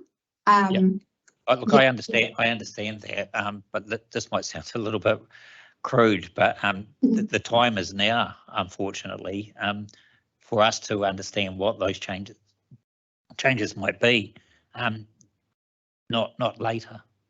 Yeah, absolutely. So I think it will have to trigger engagement rules if it is on a serious wahitapu site where also the proposals are quite serious to change the heights and the densities of the whenua, of the lot or the land, if you like. Okay, look, I'll leave that there. That's just very briefly the last two questions I had. You touched on the residential design guide, and I've written down that design guide needs to be given more weight by rules. That's what you said. And my question is, how would you envisage that happening? At the moment, the residential design guide is triggered when certain things happen, certain number of units, that sort of thing. And the process is that the development then takes on a certain activity status, and there's certain matters of discretion that need to be considered. And you get to the design guide through those matters of discretion, sometimes via a policy. And so that's the approach. On the basis that the design guides are in fact just that, they are guidelines as to how development may occur. There's still the bottom line bulk and location standards that must be met, but how could the design guide be given more weight by rules, given what I've just outlined to be the approach? Yeah, I think again you sort of touched on a really important sort of bread and butter of the district plan system, that the design guides usually are guides and they're non-binary, and you can't really make someone to comply with them necessarily if they're doing what they're supposed to be doing, part of the rules. But I think what we're trying to say is that this is something that it could be strengthened by way of practice notes or the design guide speaking to other chapters more strongly to say that some of those things actually must be done instead of like just nice to have. And stormwater one is a good one, and we haven't got to that point yet for the Three Waters chapter, but I think it's really, really important that those different chapters and what they're saying, especially in terms of policies, not maybe necessarily for the rules, because I can't recall whether Three Waters has rules that are sort of binding other than the hydraulic neutrality. But we really want the best practice to occur for especially for intensification projects, because the TIO is at stake. So it can't be just relying on a non-binary design guide. So it is about making sure and making sure that the consent planners have a process that they do give effect to those in their assessments by way of discretionary or otherwise. Yeah. I think it's I'm not involved in that Three Waters chapter, but I think it's going to be important that you can identify what are the environmental bottom lines relating to Three Waters that should be encapsulated in the district-wide rules, as opposed to general guidelines on stormwater management that appear in the design guide. So that's just a little bit of homework for you for that. Yeah, absolutely. Now the final question is, I just wonder if you're able to advise from your point of view why the district plan doesn't have a Papakāinga chapter at the moment. I think Papakainga, I'm not quite entirely sure the process that went on there, but I think the initial thought with the officers, I think I made this point before, that all of the residential rules were quite enabling for such a proposal. I think that's the kind of the reason that people sort of thought that didn't need a Papakainga chapter. But what we're saying is Papakainga is actually not a residential development. So the idea was having a residential development suggested as, you know, as Papakainga, and then the design guide would help those people to take through that process. But it doesn't work that way in practice. And the bottom line is those things need to be outlined in a chapter by way of policies and objectives and rules, because Papakainga is not really just a residential development. Yeah. And we also don't want Papakainga to be culturally appropriated by people who could choose to build Papakainga-like developments by using the residential chapter, because under the RMA, that's only vested to tangata whenua, members of tangata whenua. So that's really a 3 reasons there for you that I've just outlined, that it just can't be left to a design guide. Yes, look, I understand that. It seemed a little bit strange to me that there was a Papakainga design guide, but no chapter 2 or no rules or provisions to implement it, and it's sitting there in abeyance for the time being, and I just wondered what the explanation for that was. I think from memory, the officers thought the plan was quite enabling for those types of applications. But I think what was missing there was, unfortunately, Papakainga is not just a residential development, and you can't use the residential chapter to process that. I think that was the thought process at the time, I think. Yeah, Kapai, thank you for that. The commissioners asked the question I had, Ms. Ockham. So I think that's it from us. Kapai. Kapai. Thank you very much for coming in virtually. We look forward to seeing you in stream 3. Yeah, thank you so much. Yeah, we would love to come in Atinana, but we had some issues. We need to be at another hearing, but hope to see you again. Likewise, take care. Take care, bye. Bye. We will adjourn now. Next submit is due at 1:30, so we'll recommence then or earlier if the submitter arrives earlier.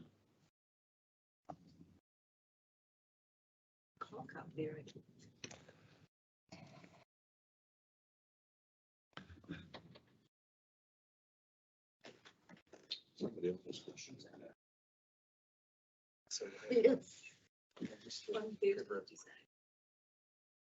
This is another message.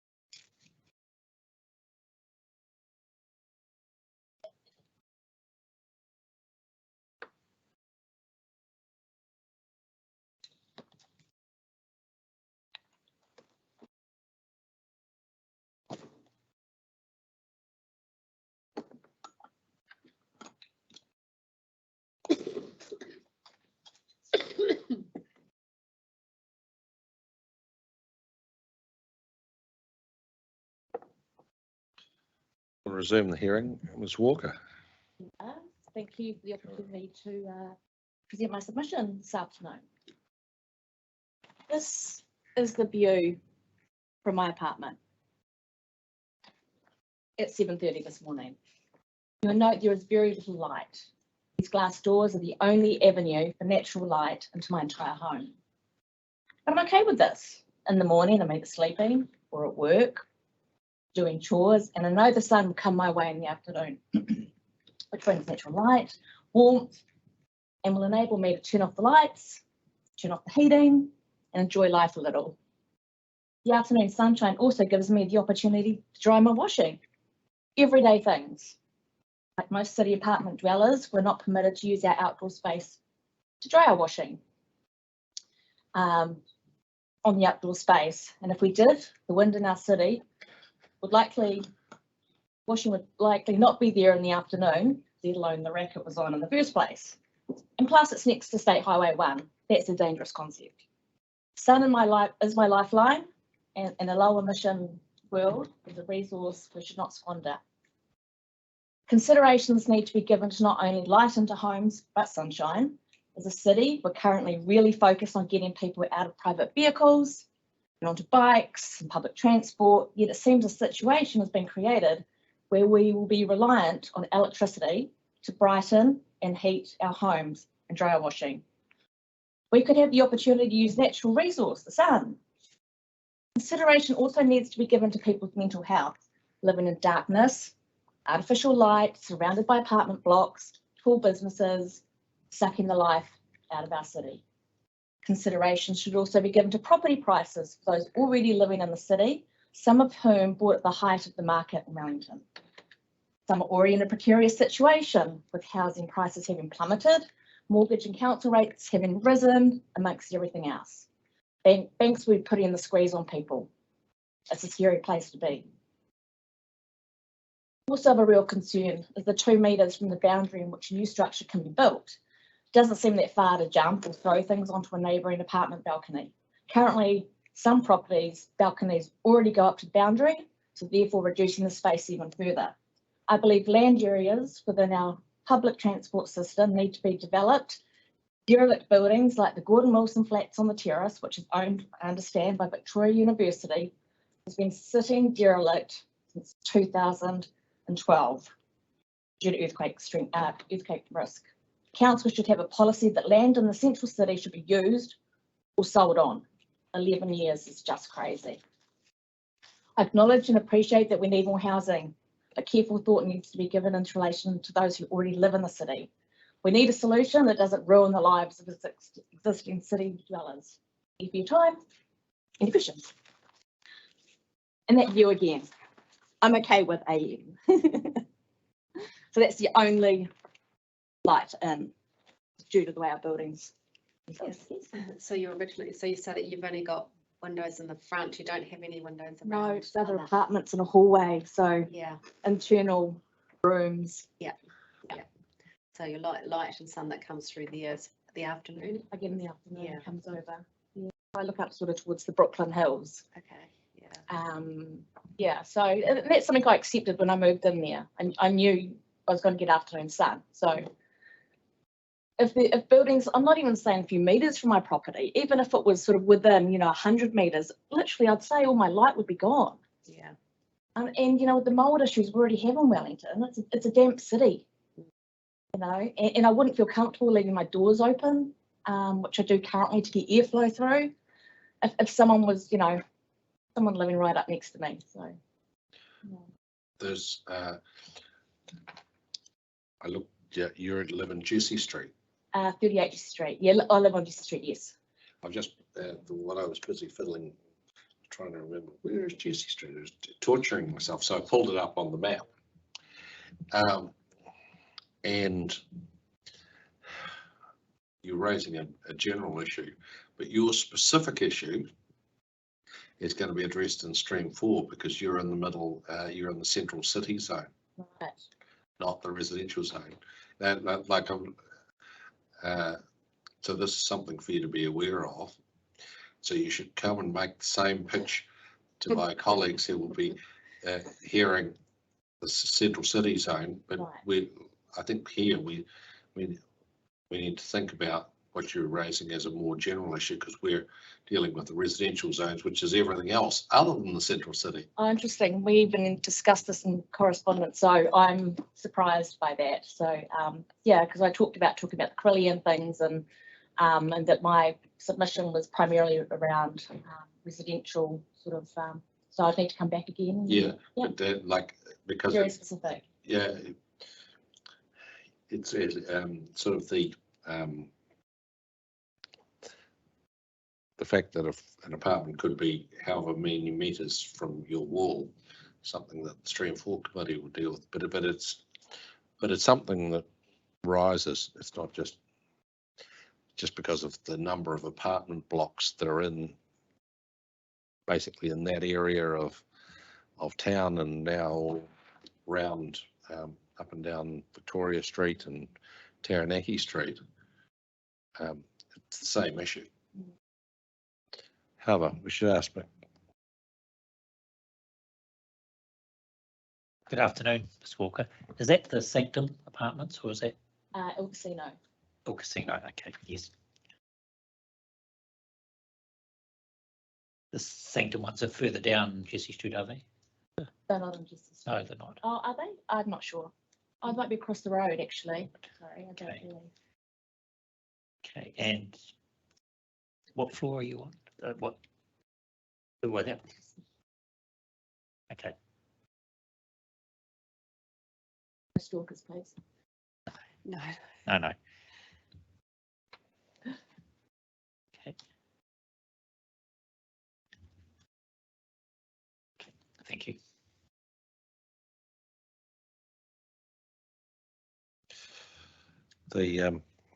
What's the answer? You've lobbed a problem in our laps. So what's the solution? I think it's about honouring what you signed up to. So we signed up to live in an environment where there was certain plan in place. So I guess we considered our outlook would be a particular way.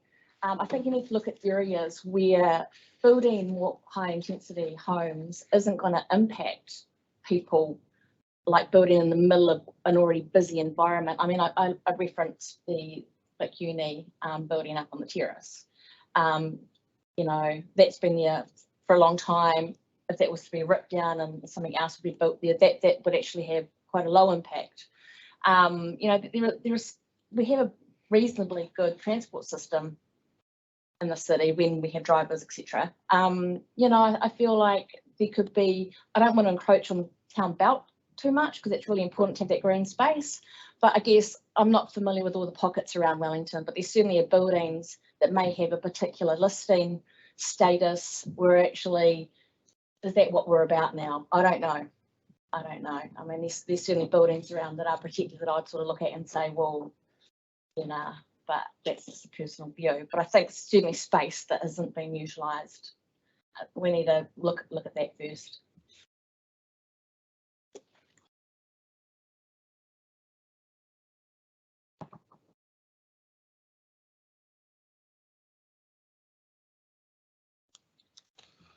Mr. Lutz, do you have any questions? Thank you. Yes, so more food for thought. We're accumulating it. That's good. I hope it's more than accumulated. Thank you very much. Thank you for sharing. I'll sit for a little bit. Thank you. Well, we have the Heritage New Zealand Taonga team.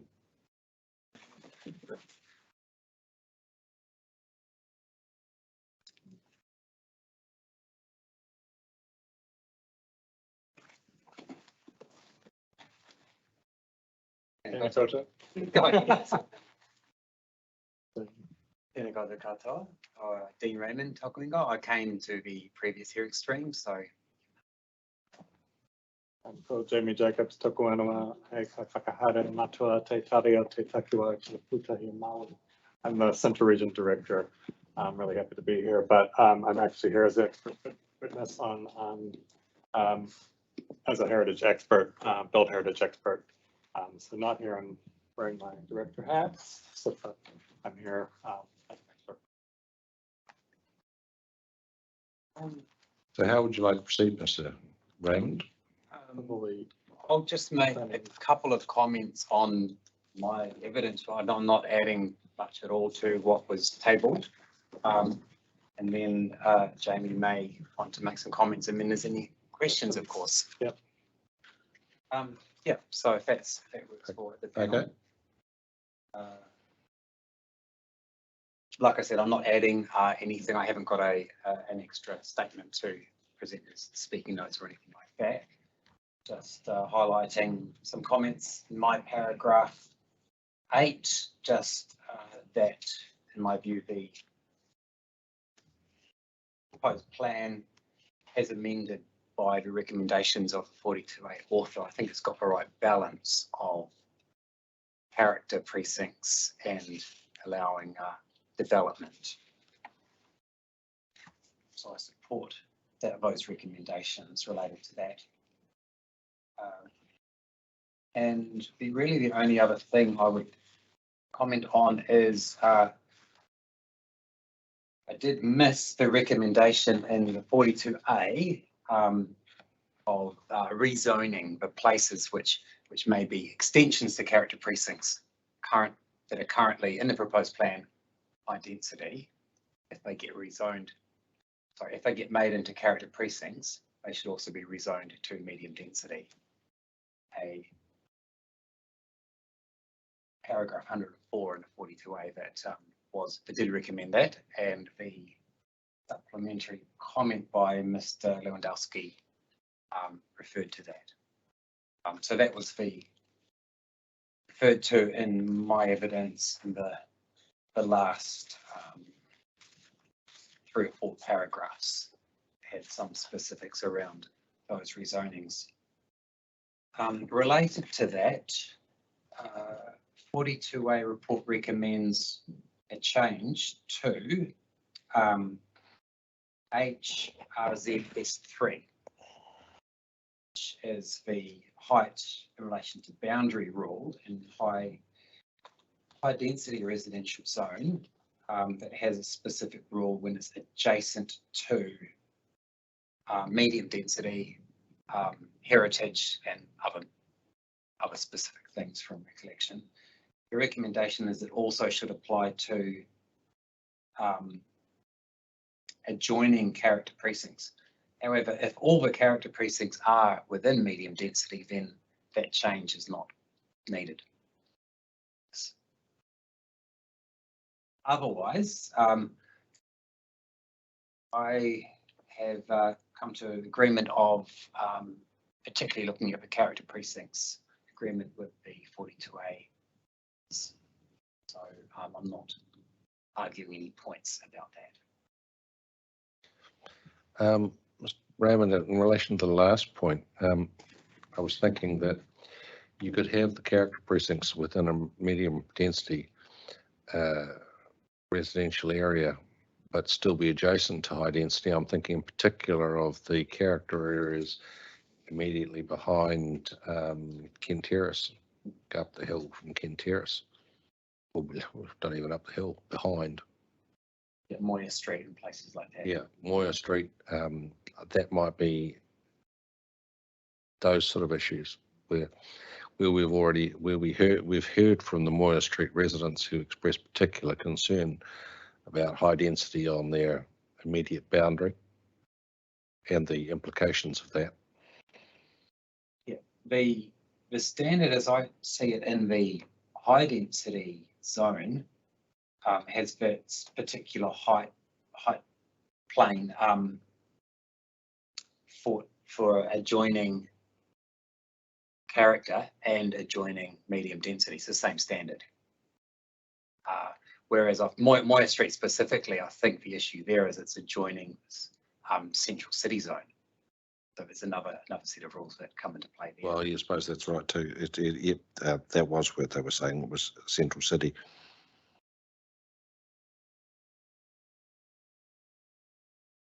I think Mr. Raymond also adjoining a heritage area in that case. Heritage and character in Yes. the same place, I think.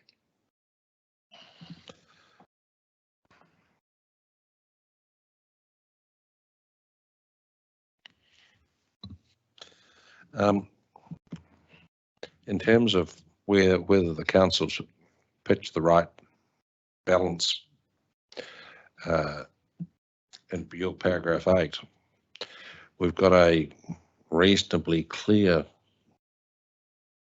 negative commentary on that from the planners for Angora, in particular Ms. Woodbridge, who has said very clearly that her view is that the council has not satisfied all of the evaluation requirements in the amended RMA 77J and L. Have you considered that? I have looked at the the evidence that the council planners have put forward and the responses to those submissions. I think it is a thorough assessment of character as a qualifying matter. And the way I read it, has been done on a site-specific basis. It's been looked at street by street, and in my opinion, it is covered as a sufficient evidence to base that on.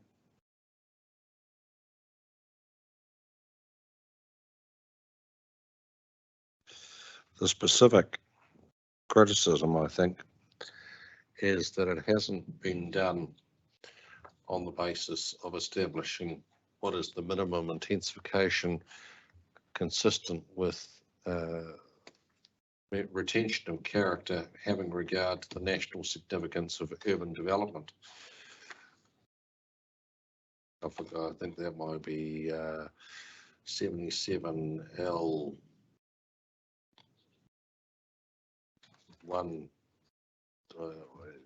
might be B. Any views? Basically, it's the cost benefit analysis relative to the national significance of urban development. I think if we look at the city as a whole, there are many areas which it is appropriate to have the much higher density that are not identified as character or heritage around Aotearoa, the Adelaide Road up to the hospitals and others. There's a lot of areas where there can be there's a lot of development capacity in those areas about infringing on the high quality character places. I think when we discuss character and higher density within Wellington. I agree with Dean that there's lots of underdeveloped areas, and that we'd probably be more willing to accept incursions into heritage areas or character areas if those other places have been built on first. I mean, if there's Tower is full of underdeveloped land. I mean, Adelaide Road is full of undeveloped and low developed land. So I think that we've come off as saying, hey, we don't want anybody to touch the heritage or the character, when in reality we're quite amenable to additions and changes. And I'll talk a little bit about that when I just speak to my evidence. But again, it's just that there is quite a bit of land that is underutilized in central Wellington and along the proposed transit lines. That means that we could actually increase capacity and density there first, and then think about other areas.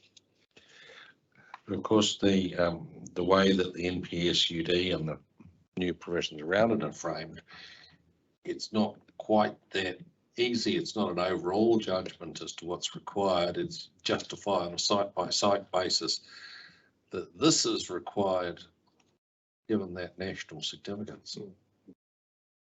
And I think it has been justified as qualifying matters, and it is. I know there's submitters that want much more of character, as in what's in the operative plan.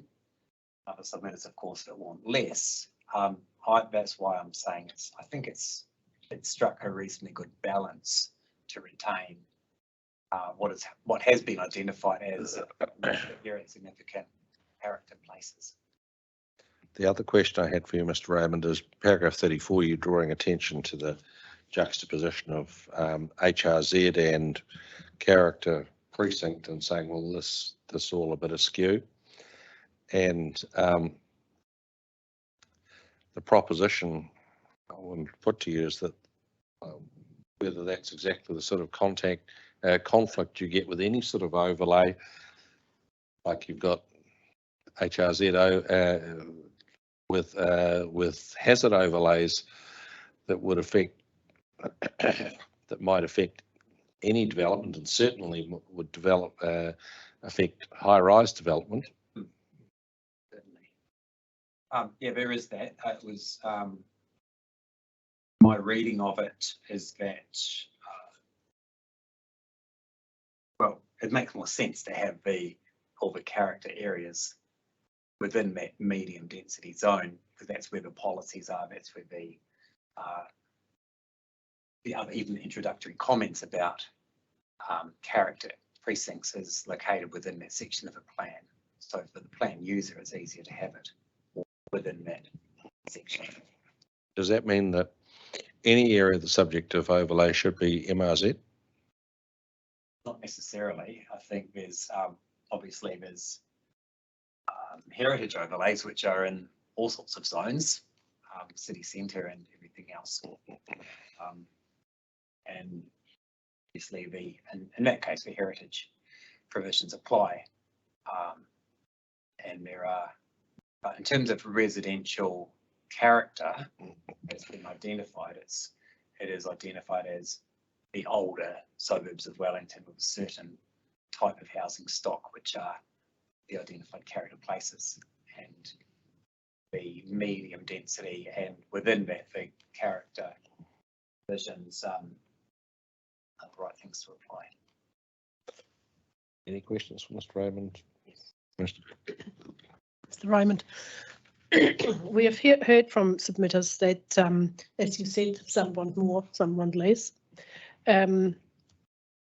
We have also heard from Mr. Lewandowski that when he drew the lines around the areas, he took particular care to include what was a cohesive, consistent area. Now, there are still quite a number of buildings that are outside of that are not just contributory, but are primary, of primary value for those characters, and they are out. We have had many submitters who said they need to be in because they are primary. what's your position on that in light of you saying you think that there is a reasonable balance found? If it's an individual building, which may be have primary contributions, but it's surrounded by modern or very different development, then it becomes outside of that recognised area. If it's a whole street, or which has a significant amount of character within that area, and it may also have non-contributory things within it. If it's just the individual buildings, then no, I think it was actually it would be outside the area. But I think there were areas where there was some a mixture of primary and contributory. For example, one of the things that often have actually fallen out of the areas is where that character was only found on one side of the street. Your view would be to include those, or are you still quite comfortable with the balance that has been found in the bigger picture of the character precincts? If there are areas that have that consistency, then they certainly could be included, and there would be evidence to support that. And the comment on balance is also that a recognition that there needs to be scope for more development and more intensification. And Jamie may have more to add about those questions as well. Right. You might have more to say about it than I will ask you as well. Thank you. Any questions, commissioners? Just a couple from me to Mr. Raymond. So just for the record, can we take it that Heritage New Zealand's submission as it relates to the character precincts will be met by the adoption of the Section 42A report? Yeah, that's correct. Okay. And that's in terms of the spatial extent of the character areas, and for the HIR, for the height in relation to boundary rule, what relief would you require there specifically? If the additional character areas or the extensions to character precincts is accepted, yes, then my view is that change to that height in relation to boundary standard is not needed. It doesn't there's no harm in putting it in, if I can put it that way, but it's not necessary. Okay, standard 3. Yeah. Yep.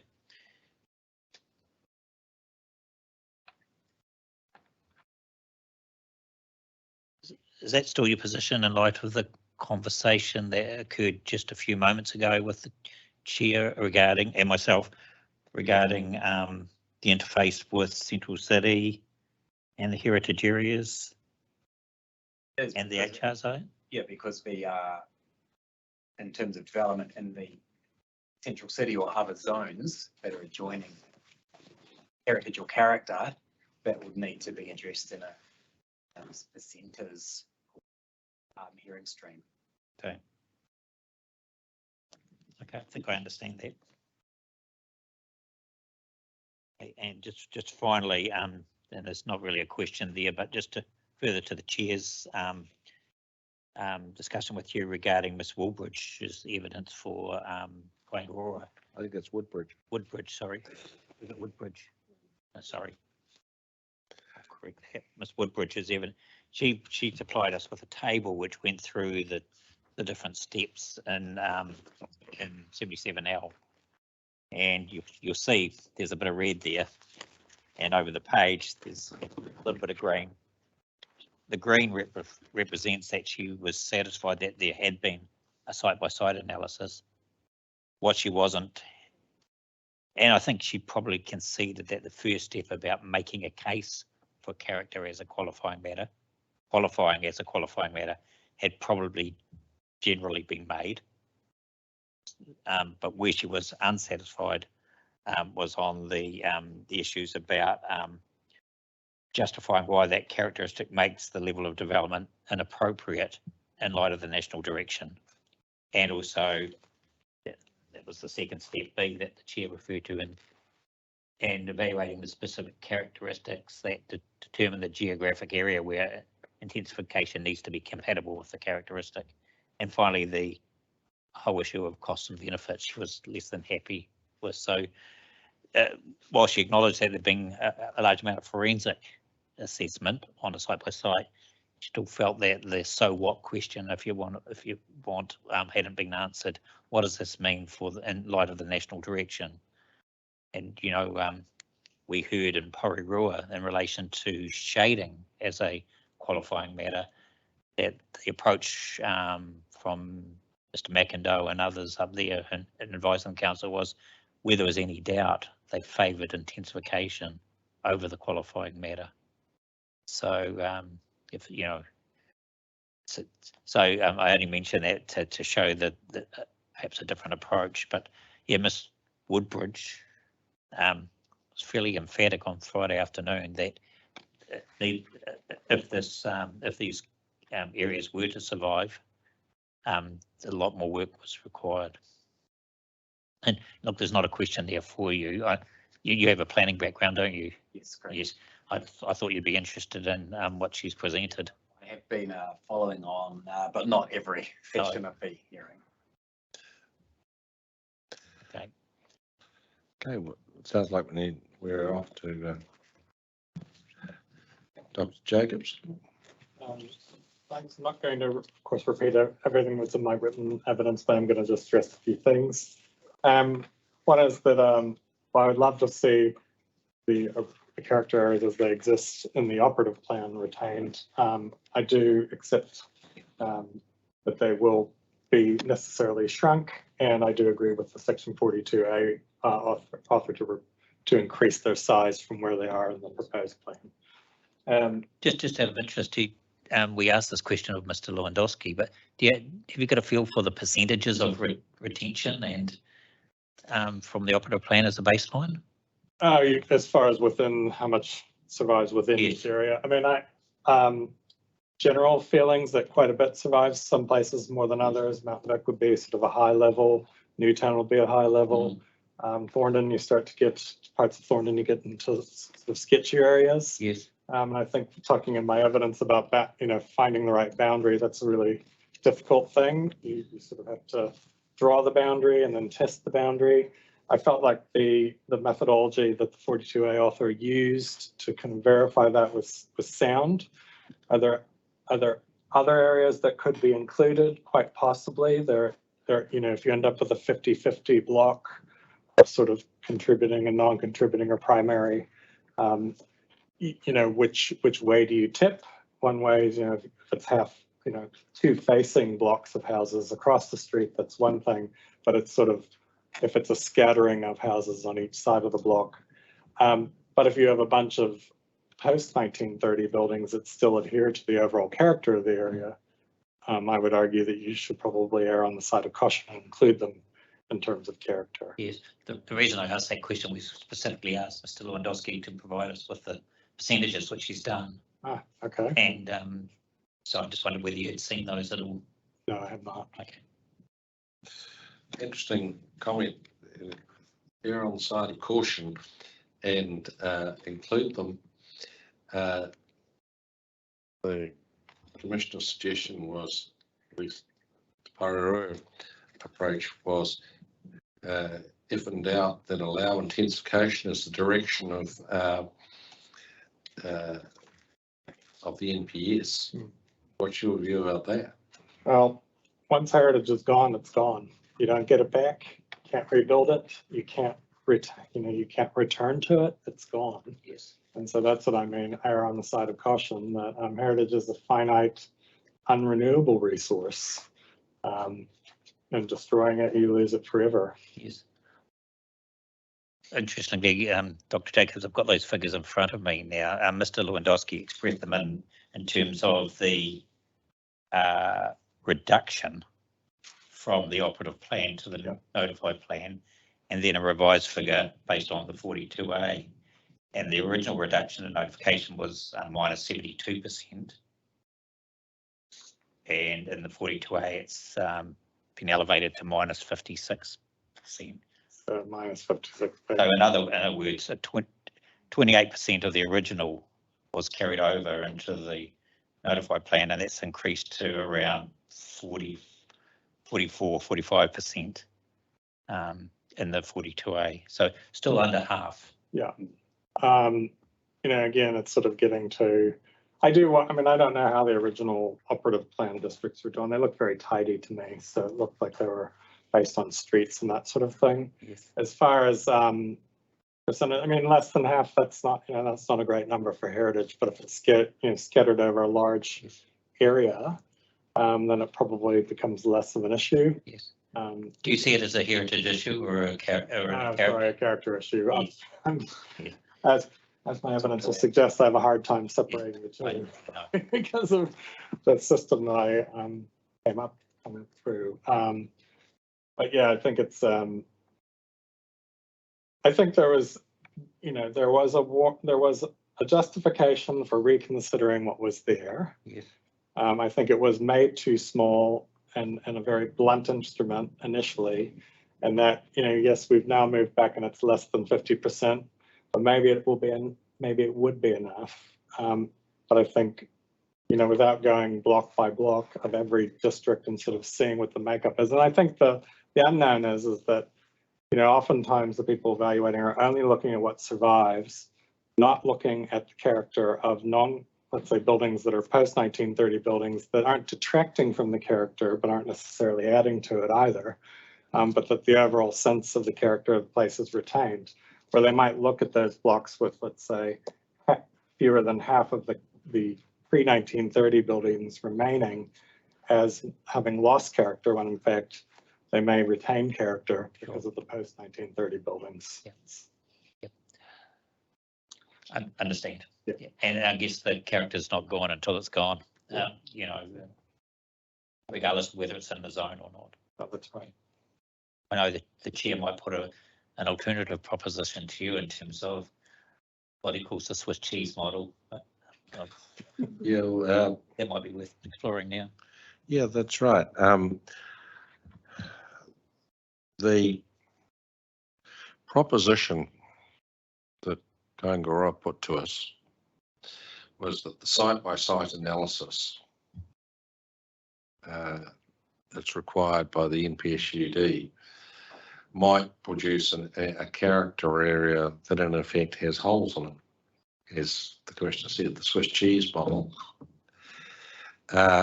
And when I posed a question as to, well, does that mean that somebody could put a 6-story apartment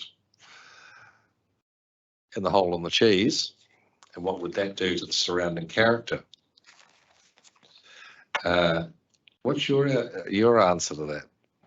My answer is to get rid of the Swiss cheese holes, and for the reasons that I set out in my evidence, where you need to really think about the overall urban landscape and the setting of that urban landscape. But I think oftentimes we're talking too much about a streetscape value that is only the facades lining the street, without giving any thought to what's behind those and the depths that those buildings provide. They're 3 dimensions and not just facades. You also, in the case of Wellington in particular, you're kind of rolling landscape, which provides vistas down to the next blocks. And that you really have to be very careful about those transition zones in particular, where higher density, higher buildings are permitted, they sort of create an entirely different conception of the place.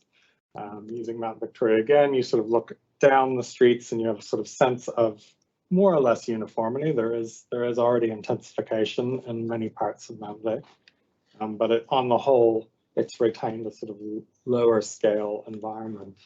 But when you start ringing certain blocks or ringing portions of blocks with even 6-story buildings where there's no transition, it's sort of, you've got a street where they've recognized the fronts of villas, and then you haven't really thought much beyond the section, and then you have walls of 6-story buildings. That completely changes your conception of the place. And in fact, I don't think it will retain the character for which it's been identified. So you really need to think about setting, so a Swiss cheese outlook.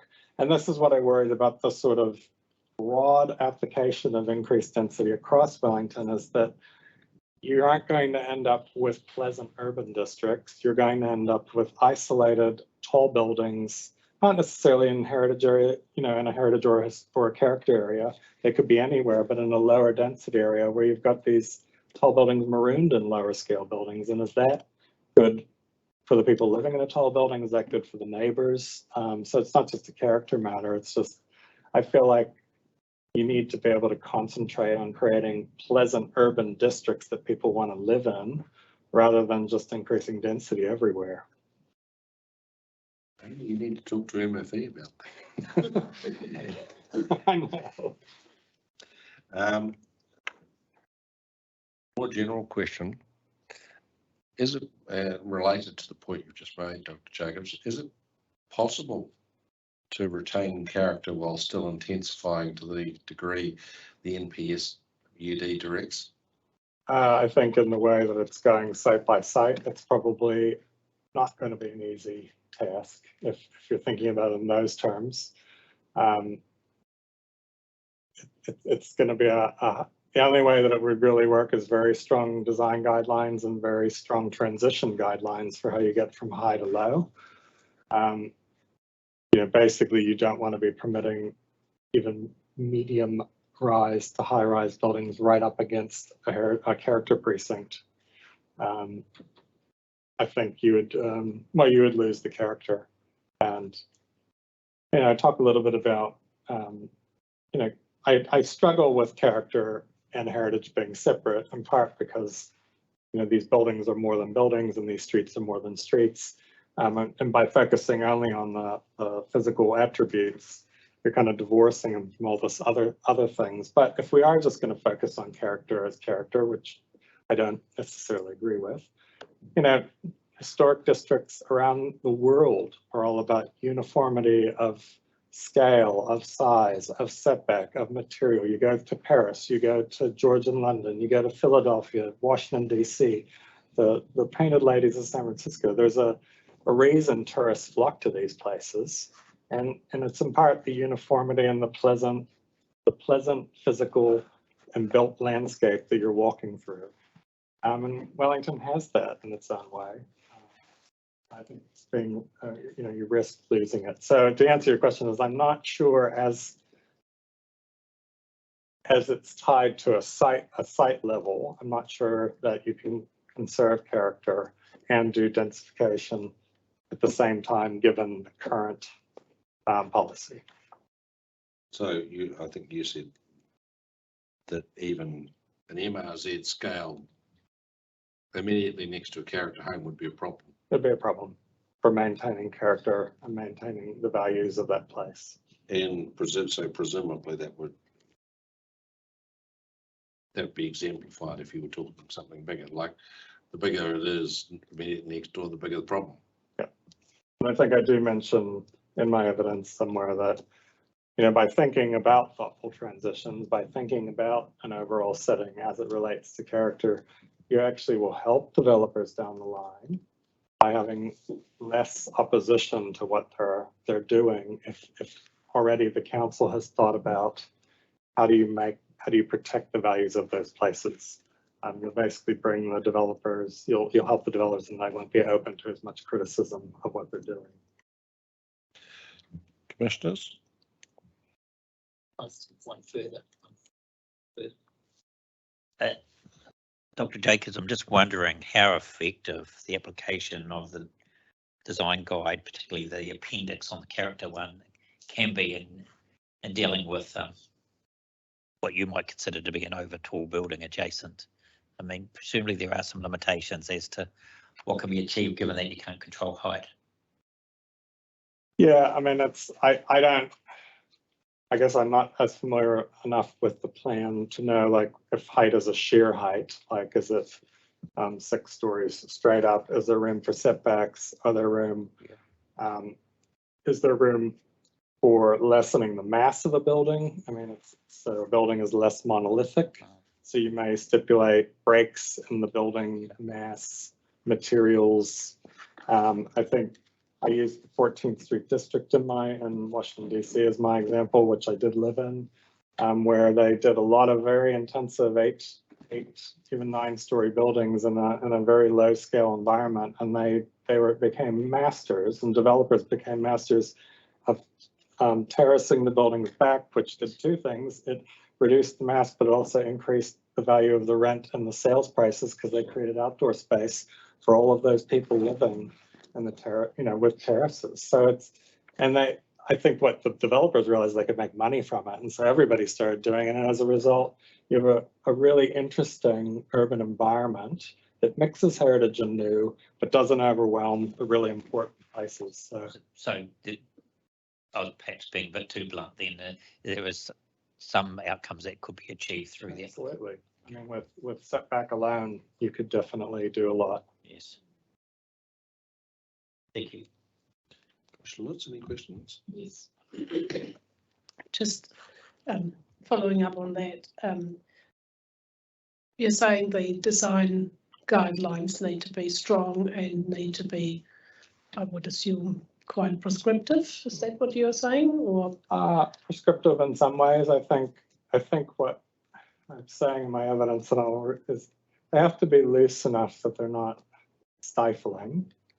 But they need to think about the long range game, and by focusing on things like scale, setback, a palette of materials that aren't just brick or weatherboard, but just that you provide options. You can actually create a really pleasant landscape that over time becomes very cohesive but not uniform. I think that's working towards a cohesive environment, not a prescriptive and uniform. Would you, I assume you have actually had a look at the character precinct and design guides that are included at the present. Would you think that they are sufficient to achieve what you like to see achieved? I think you could take a critical lens of them just to review them. I think any set of guidelines could use that, but at the same time, I would definitely not want them thrown out in total and start over. And I think there is a tendency for that to happen with each change of administration or change of, on the whole, yes, but guidelines like that always would benefit from a new eye, particularly if you're implementing a new kind of spatial thinking around a city. That's probably the best time to be looking at it.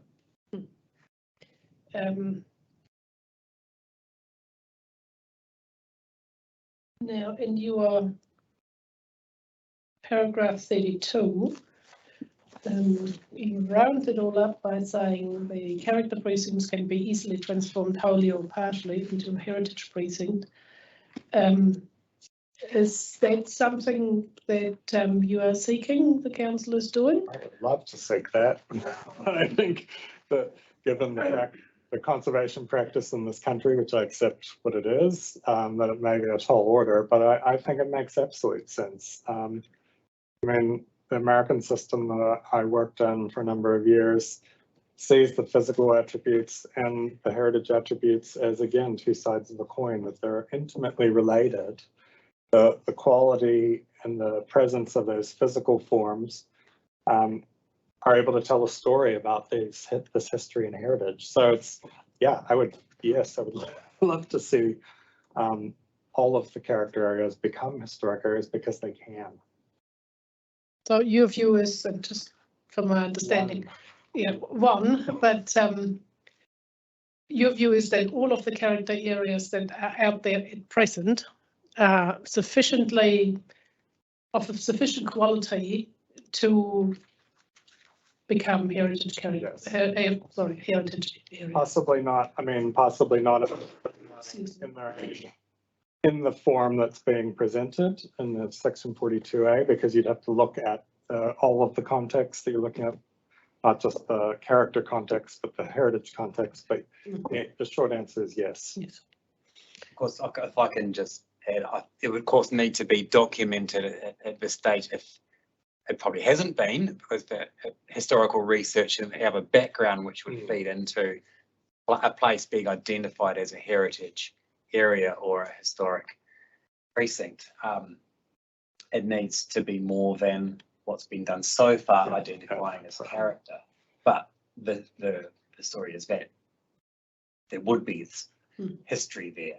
Or you could. We've had many submitters that told us all the stories that are behind that. But looking at it, like Mount Victoria could tell the subdivision of Town Acres, and Thorndon was a place where the movers and shakers lived, and also where the history of heritage conservation with the motorway. I mean, each one of these neighborhoods can tell a very different story. Arrow Valley tells an entirely other story. So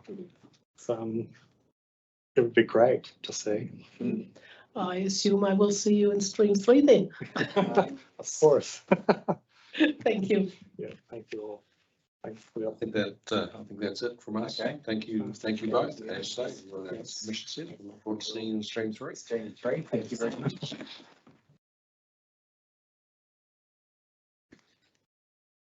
There's Black.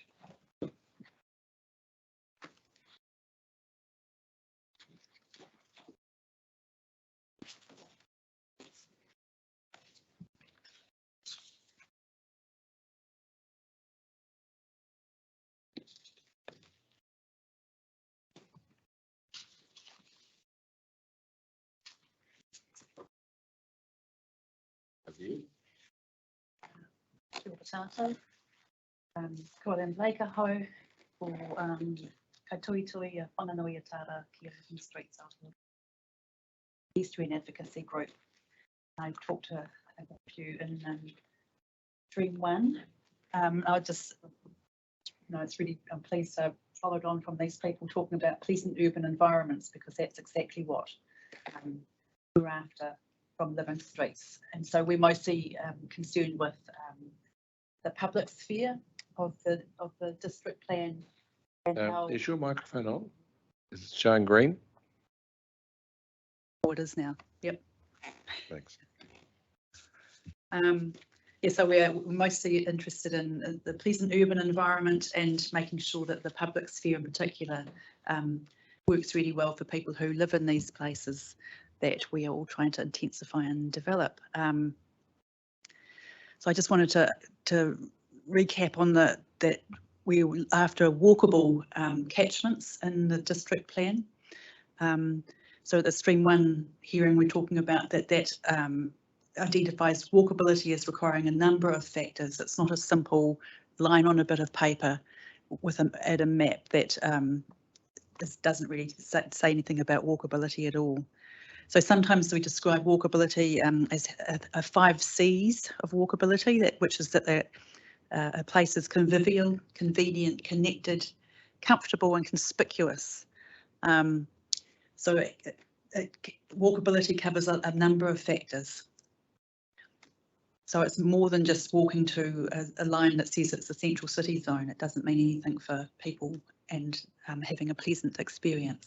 Before you go on, I've just written down convivial, comfortable, conspicuous. What are the other two I missed? Convivial, convenient, connected, comfortable and conspicuous. There's a lot of, when you talk about walkability, people come up with lots of different things. I like the 5 C's.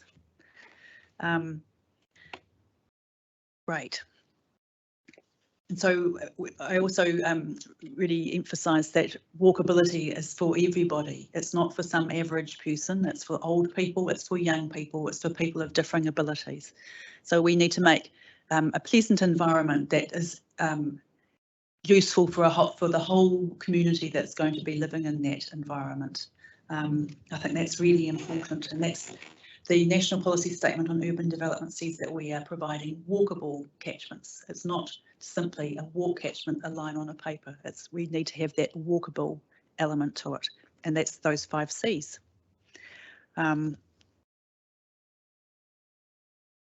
So when we're talking, the way that some of the walk catchment has been focused, and I mentioned walk score was one of them, was that how many destinations you've got close to you. So things like, is it the school? Have you got work? Have you got your daily services that you might want? The supermarkets in particular are important. So there's a range of destinations that we need to be present to have a walkable community. But it's more than just destinations, it's all those other C's as well. so the convenience thing would be close to destinations, but how easy it is to also get there.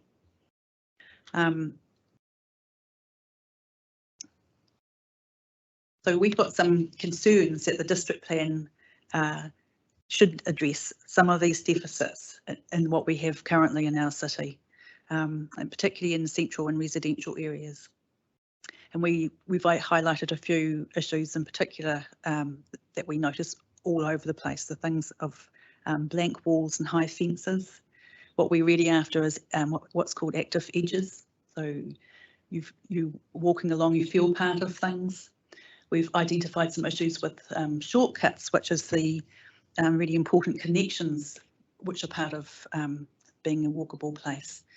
So shortcuts are things like you might have a cul-de-sac for cars, but that you can, there'll be a walking path through that. Newlands is a really good example of where a lot of, I think it must have been 1960s planning had dead-end roads for cars, but there was lots of little walking tracks, so they're really important. And what we're seeing in some of those places is that the fences are getting higher than the people. So when you walk through there, you feel like you're in a little tunnel. You can't see quite often where you're going or who's coming or anything. It doesn't feel great. And some of the lighting in those places is pretty dire as well. There's a really good example if you go across the road from St Peter's Church on Willis Street and you head straight across the road and there's a little path that goes up to McDonald Terrace. It's a very convenient little shortcut, but the fences are up around here, and because of where it's situated, there's quite often a kind of undesirable element of people in there. So when you get walking through there, it doesn't feel particularly safe. But having lower fences and more active edges will make a big difference to a place like that. And we also had a suggestion for this for this stream, I think, about providing financial contributions from developers for projects if they don't provide good pedestrian infrastructure themselves, that they should be providing a financial contribution to make sure that some of those things do happen. I know that at one time we had the BNZ building had artworks or something that kind of helped to create some interest on the walk around that building. So much of as we can see, the detailed planning requirements for walkability are going to end up in the design guides, and we haven't found that the current ones have worked very well. We constantly see that they're not being followed properly. So we need to have all the walkable elements really well set out in the design guides, and the design guides need to have, I think, more weight. They need to be more mandatory than they are.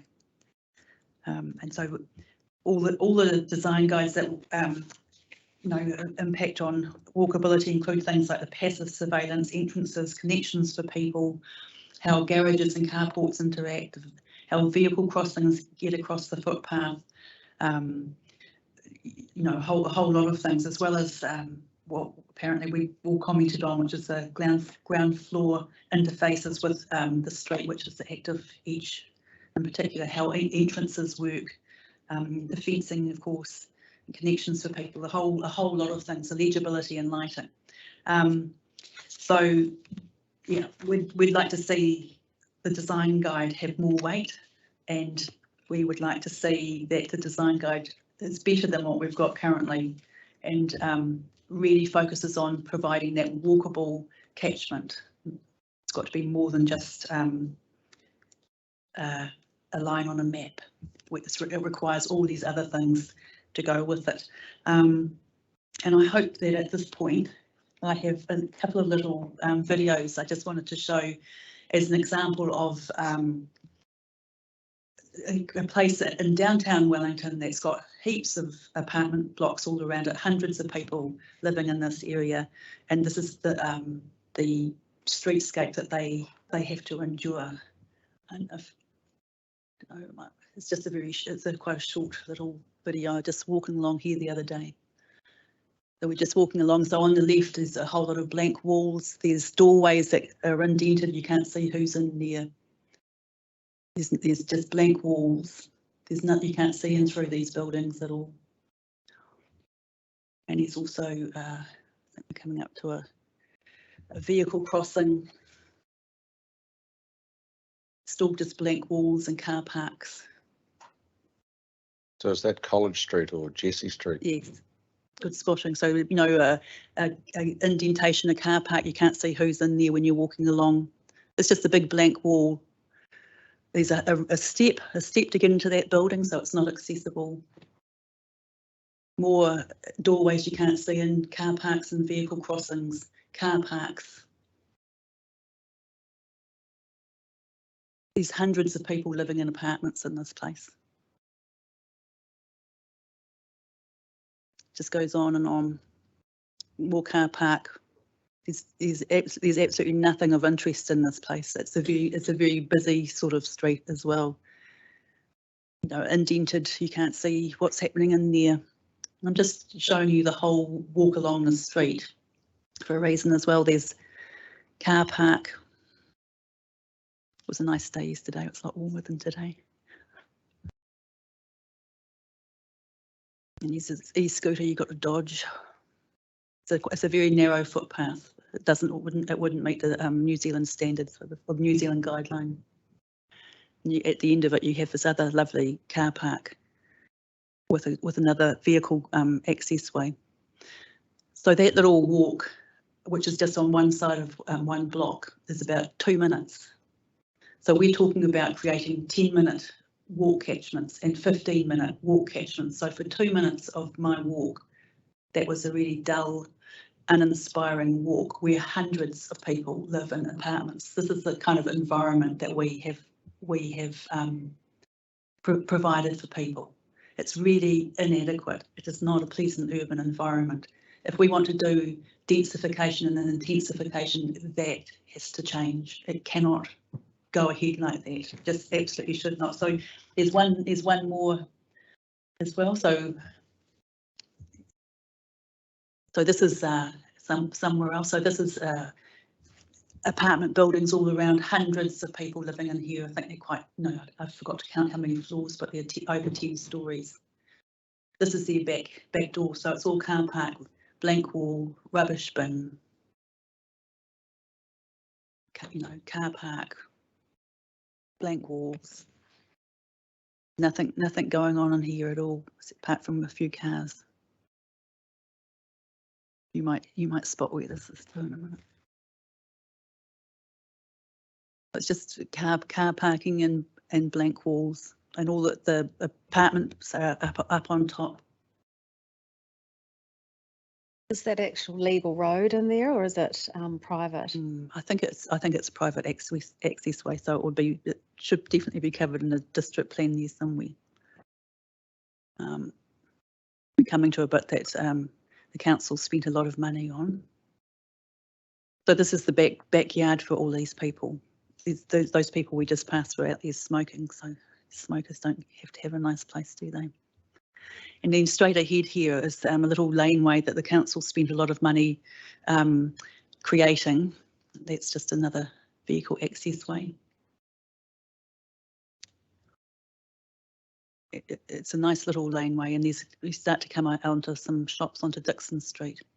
So these are very modern apartment buildings that have presumably had the design guides applied to them and have ended up with this kind of look. It's not a pleasant urban environment. It's not a nice place for people to live. Yet we're expecting lots of people to be living in this place. There's no green space. There's no outdoor space for them. So I hope that's just a little, because quite often we walk through these places and we don't really think about them. But this is blank, inactive edges. We need to provide places for people that are much more interesting than that. They have to live in these places. It doesn't feel particularly amenable for people just passing through either. That doesn't feel particularly safe. So what else was I going to say? There's other examples of maybe a couple of particular examples of places that need to be improved as well. Johnsonville Mall is always a really good one. it's a big car park out the back, where people think maybe should be public. I think it used to have public road through there. It's I wouldn't like to get into the details of that because it's very complicated, but it's just a horrible place to walk around as well. It's a huge big block. There aren't good walking routes through it, and yet there should be. It's it's the shopping place that you would think that they would really want people to be walking through there and make it a lot nicer, but somehow or other we've ended up with a situation where we've allowed that kind of development. Another quite a good example that we use is with Victoria University of Wellington, the Kelvin campus, which takes up, it seems like it's a growing chunk of hill and up Salamanca Road and up around there, and yet there isn't any really good ways of walking through there either. You have to go all the way up Mount Street and then through there. There should be heaps of different ways to walk through there for the public as well. There should be shortcuts and all sorts of things in there, but it's you wouldn't know how to get through there unless you know how to get through there. So there's nothing really pleasant about that or amenable, and yet it's a major investment, public investment of funds for education, obviously. So yeah, so our design guides need to not go down this route again and need to require development to be way better than this. We don't keep having chances to keep fixing these things. They just seem to get worse, not better. So I think that was my main points to make today. So we would like to see that you can't have blank walls like along those streets, that you should have proper entrance ways that people can't sort of tuck around and hide around, but that provide a place for people who may be looking for their keys to hop in the door or something. I think there's a lot of design that you can do that would make that way better. And we would like to make sure that shortcuts are retained and better designed, and particularly the fence height. We've seen this a lot in all sorts of residential places where the fences are just growing up and up, and so you can't see over the top of them. And a lot of them are becoming solid as well, so they're more like walls. And so I'm pretty sure that the fences are supposed to be low on the along the road, and it's particularly important. So with all these increased driveways, that you can actually see over the fences, and people who are using them coming in and out of driveways can see over as well. I think, sorry, I might be straying into another stream here, but anyway, yeah, that was it, I think. Thank you. Any questions? Yes, one. Ms. Blake, you told us that the design guidelines are not good enough and they are not picking up on all the extra things other than just building a building that you would like to see. Am I right that you are talking about the currently existing design guidelines in the operative district plan? Well, it's definitely the current ones aren't working, and when we looked at the proposed ones, we thought they looked pretty similar. But I went back to have a look at them, and I couldn't find the design guides to have a look at again. So, yeah, I'm pretty sure they're pretty similar. But generally, you think that the old ones didn't work, and the new ones are not any better. And part of that is because they're not applied. They're not required. Some of those, people seem to be able to do what they like. Yeah. And developers do what they like, and they build big blank walls. So it's not necessarily a matter then, if I understand you right, that they are not good enough. It's a matter that they are not mandatory and that they are not used enough. Would that be correct? I think it's the whole gamut. Yeah. Great. Thank you. Commissioners, any questions? I don't have a question as such, but I was just having a look at the rules about fences and your comment about, it seems to you that they keep getting higher and more solid. And, there's obviously a height restriction for a fence, but also I'm just looking at standard here that that when you adjoin an open space boundary, including public access ways, they require that the top 500 is visually transparent, if you like. 500 millimeters. Yeah. Yep. Sorry. Is that the sort of thing that you're after? I mean, clearly that's in there, but does that go some way into contributing? That would to- help, yeah, if that's what was happening. But I mean, that's obviously just adjoining public spaces, but that's really what you're talking about because you're walking in a public space. So that walkway up from St Peter's would benefit a lot from that. We have suggested that, can't you just drop it a little bit so people can, you know, Can see. adults can look over the top of it. So, yeah, but that would make a big difference to how it feels walking through there and how safe you feel, and probably the sharing of light and stuff like that. So you can. Yeah. Thank you. But I'm sorry, I haven't got specific ones because there's just so many of them that all impact on it. And this clearly applies to new development. It doesn't apply to retrofitting, you know, like, for example, that situation that you've just alluded us to. Yeah. But it's, you know, it's a way forward, at least.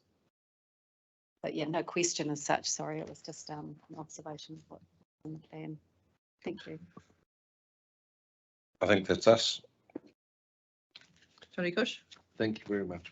Okay, thanks. And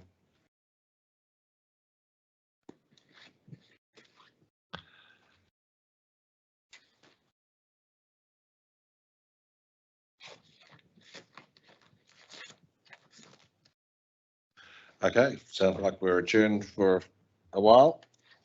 I think the next one might be 3:20.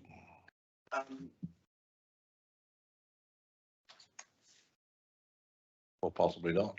Wait for it. Do you have the next submitted here? Ah, welcome. Well, we're hot to trot if you're ready.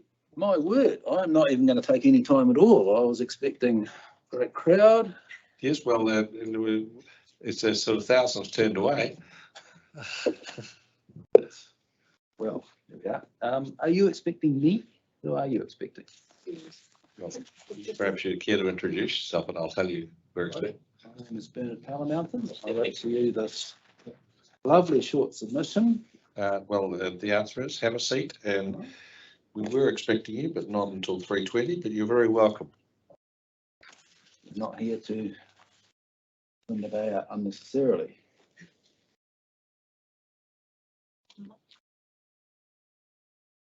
So over to you. Oh, all right. Well, that it's not even particularly difficult. Now, I'm a resident of Mount Victoria. I have a house in Mount Victoria, which I rebuilt at vast expense from the ground up, followed all the rules, jumped all the hoops, and we are not very pleased to discover that in the year 2023, the hoops and the rules have been vanished and nobody cares about any of it. And I don't accept that for 1 second. I don't even think it was the intention of the NPSUD to do that. Is your microphone on? Is the green light on? No clue. Should it be on? Yes, please. That would help, sorry. All right. Have the green light of action. Oh, my word. Right, where was I? Oh, and I don't think that was the intent of the NPSUD. I'll just back away from that a little. I think that central government, in proposing that, thought that the councils would try quite hard to avoid the worst of its effects, and that somewhere in the middle there'll be some kind of balancing act. But in the case of Wellington, that has not happened. They have gone for a hook, line, sinker, and the entire boat if they could have got away with it. And the result of that is kind of ruinous. And you can see that from the discussion over the Johnsonville railway line, where it has imported the lunacy straight into places that really are not designed for it, the Box Hill stations of the world. And that is a difficult thing. And the effect of it is to remove property rights and property values from the inner city residents and donate them to property developers. And I have never heard of such a thing even being reasonable. So that is that. And I will not go through my submission, but there were only 5 points in it. It isn't necessary. There's an enormous area of central Wellington that could be used instead. Did not have to bulldoze your character areas. Let's Get Wellington Moving doesn't even expect that. It wants a spine of development. And I'm unsure how randomly distributing apartment blocks around the city is going to help that. There's the waste minimisation, all of those native timber houses dumped in the landfill.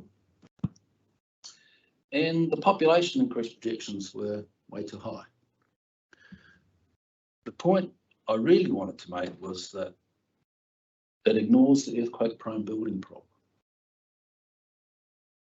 We hear a lot, in fact, to excess from the Wellington City Council about climate change, very important climate change.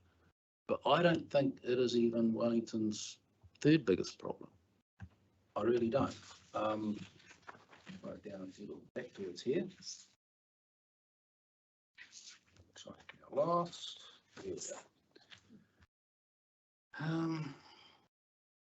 If you would list Wellington's problems, I might have said earthquake damage to buildings, tsunami, which very large parts of Wellington are at risk from, urban decay, very large pile of earthquake-prone buildings, and there is no plan to do anything about that.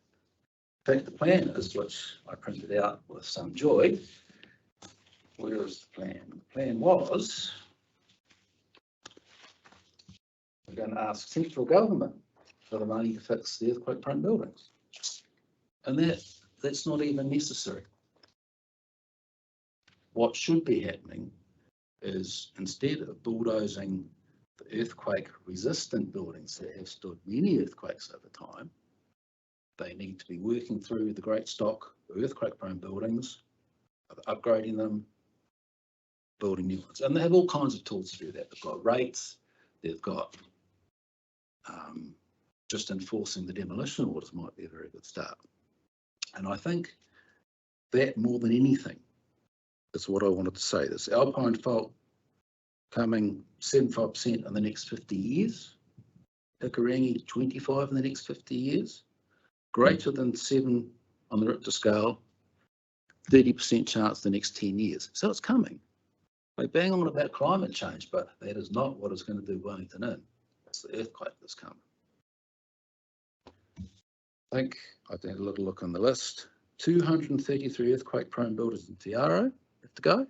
In Wellington is 955, nearly 1,000 buildings that have to go. What do? They want to come and knock down my neighbourhood, my word. I think that is mostly all I had to say, except I was having a look around the Section 22A reports, and I think the council officers have moderated the awfulness of what was this to something that is quite a lot closer to that. It still loses more than it should. The Auckland City Council, I think they gave up 30% of their character buildings. They settled at 70%. Hamilton made some new character areas because they didn't like what was happening. Christchurch City Council told central government straight up to get lost. Wellington threw away 80% of it. 80%. I think it's come back to 50%. Not quite. And if I thought that was going to be the outcome, I don't think I'd be sitting here. I think we'd probably kind of live with that. But we've been here before. Mayor Foster put effectively the officer's plan to the council in the last, I think it was just before the election. And the council turned it down. Turned it down flat. And I have no doubt that that will happen again. And I'm not at all sure what can be done about that. I don't actually know the process. The commissioners will. Were they quite sensibly to say the officer's recommendation, having done a little work, which is quite a lot more than Wellington City Council has had, that is a good proposal. And if it gets voted down by the council, I'm unsure what happens. I think it goes to the minister, and after that, it's anybody's guess. But here we are. I implore the commissioners to adopt, at the very least, the officer's recommendations. If they would like to suggest actually doing something about the earthquake-prone buildings, that would be very nice. And we would also perhaps do something about some of the seedier parts of Te Aro that could use a little rejuvenation. That, I think, is all I usefully have to say, and I don't want to keep you from your afternoon tea.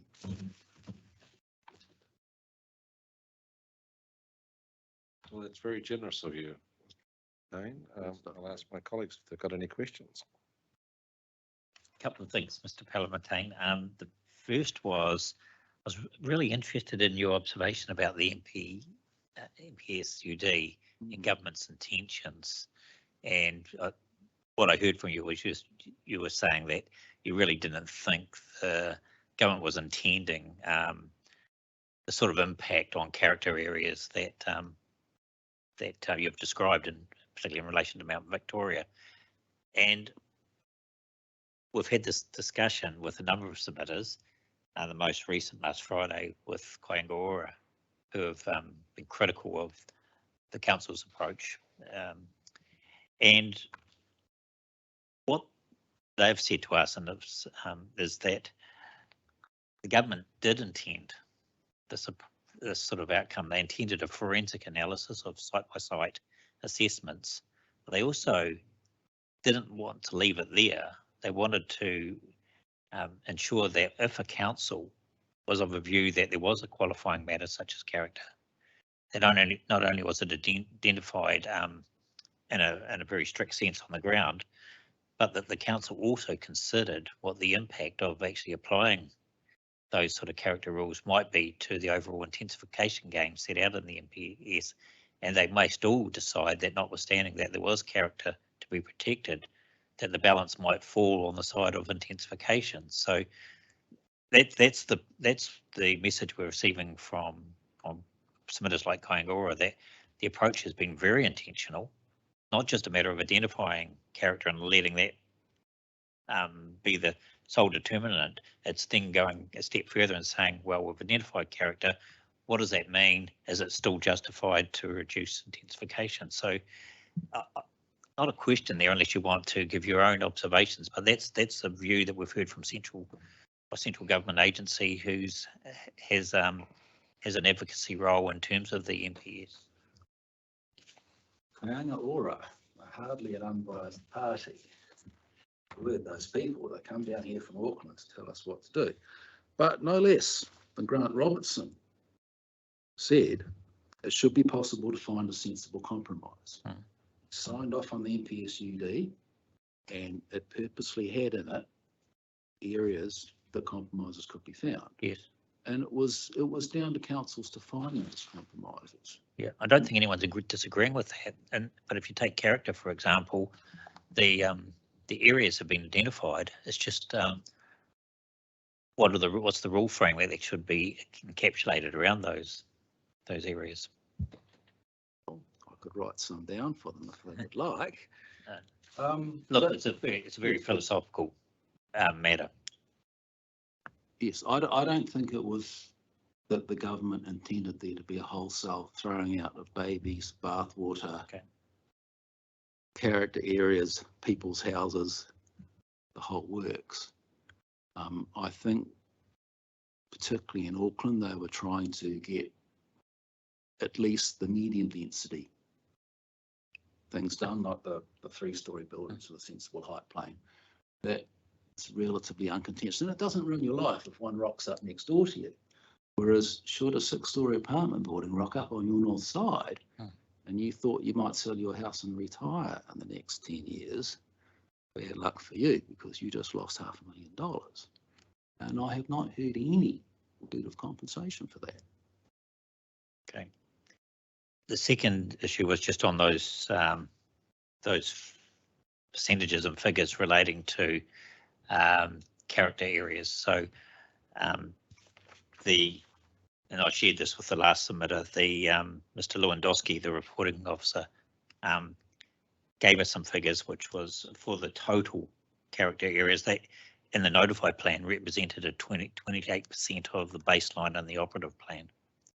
And in the 42A report, he's increased, with the increase in property, that takes it out to around 44%. So under half of the character that was in the operative plan is now subject to the proposed plan's character areas. Right. So For Mount Vic, the figures are 36 and 45%. okay, but it's certainly better than it was. Yes, and that's the point of it. When there's been increases across the board and total, I'm just wondering, is that getting the balance right? Oh, it's certainly a lot closer. And as I've said, if that had been voted at the council last time when Mayor Foster proposed it, I don't think I'd be sitting here consuming your life, but that is not the way it went. And I'm not one to tell the future, but I'm pretty sure that it's not going to go that way again. And I don't think that's acceptable from our elected representatives to. Yes, you're referring to a process that's outside of our control, aren't you? I think so. It's certainly outside of my control. Yes, but once we deliver our recommendations, we've discharged our responsibilities. Here we go. But at least if I come here, yes, to encourage you to at least deliver that recommendation, that is best I can do. Thank you. I think we've got that message. All righty. Commissioner? I think we're good, thanks. All righty, thank you very much. Thank you for your time and for your readiness to step into the breach without time to having got yourself emotionally prepared. It's a difficult problem, but there we are. Thank you. Hey, thank you.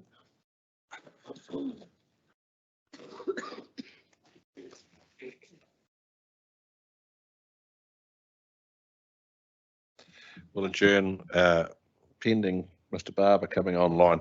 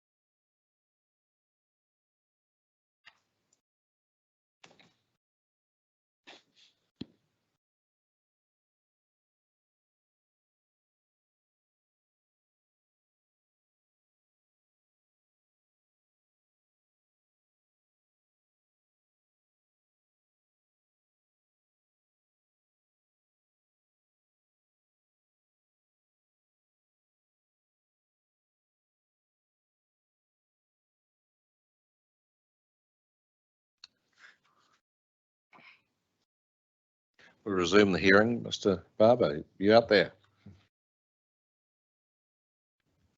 Hello. Hello, we can hear you loud and clear. All good. Okay.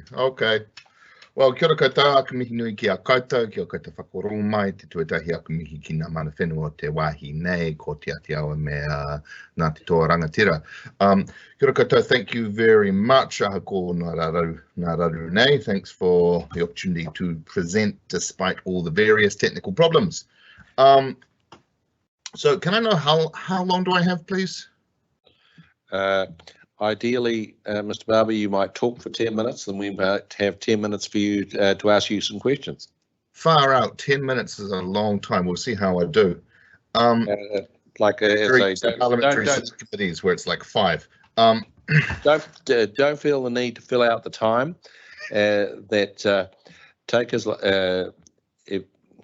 Take as long or as short as you think you need. So we ideally you would complete within 10 minutes, so we've got lots of chances to ask you some questions. Cool, no way. So I guess I'll go from Koaio, who am I? So my name's James, I'm a teacher. I'm a parent of 2. We were living in a 1-bedroom apartment, 45 square meters for a couple of years. So when it comes to issues around housing, I'm coming at it from a perspective of how the hell would a family living in an apartment work, and what public facilities makes that a real viable option for people. And it's really good to see in the district plan considerations, not just about how homeowners in their lovely in their lovely Georgian era villas be affected by high-rise development, but how would the quality of life of people in densified development be, and what can be done to create a good quality of life for people in that situation. So overall, the overarching goals and vision are good. Obviously, more housing is needed. Obviously, from statements by the IPCC in that we do need to stop urban sprawl, and we do need to start a process of planning cities and housing around people rather than solely the car, which is essentially how housing and how cities have been planned around for the last 70 years, really. Obviously, I make that statement then talking on a district plan which is enabling more greenfields development. I note that that stuff has actually already started, so I'm not sure whether or not there's much point in giving feedback on that, but obviously there's an inherent contradiction in trying to push against building a city entirely around a car, while at the same time opening up more of suburban sprawl to development. And certainly having friends who have lived out in Churton Park, friends who have lived out, say, Porirua way, you can't get around without a car. I've described it as like darkest Siberia, you need a car. And which I think is a very, very, very relevant thing to factor in. But obviously public transport on that is relevant, but not the sole focus of that.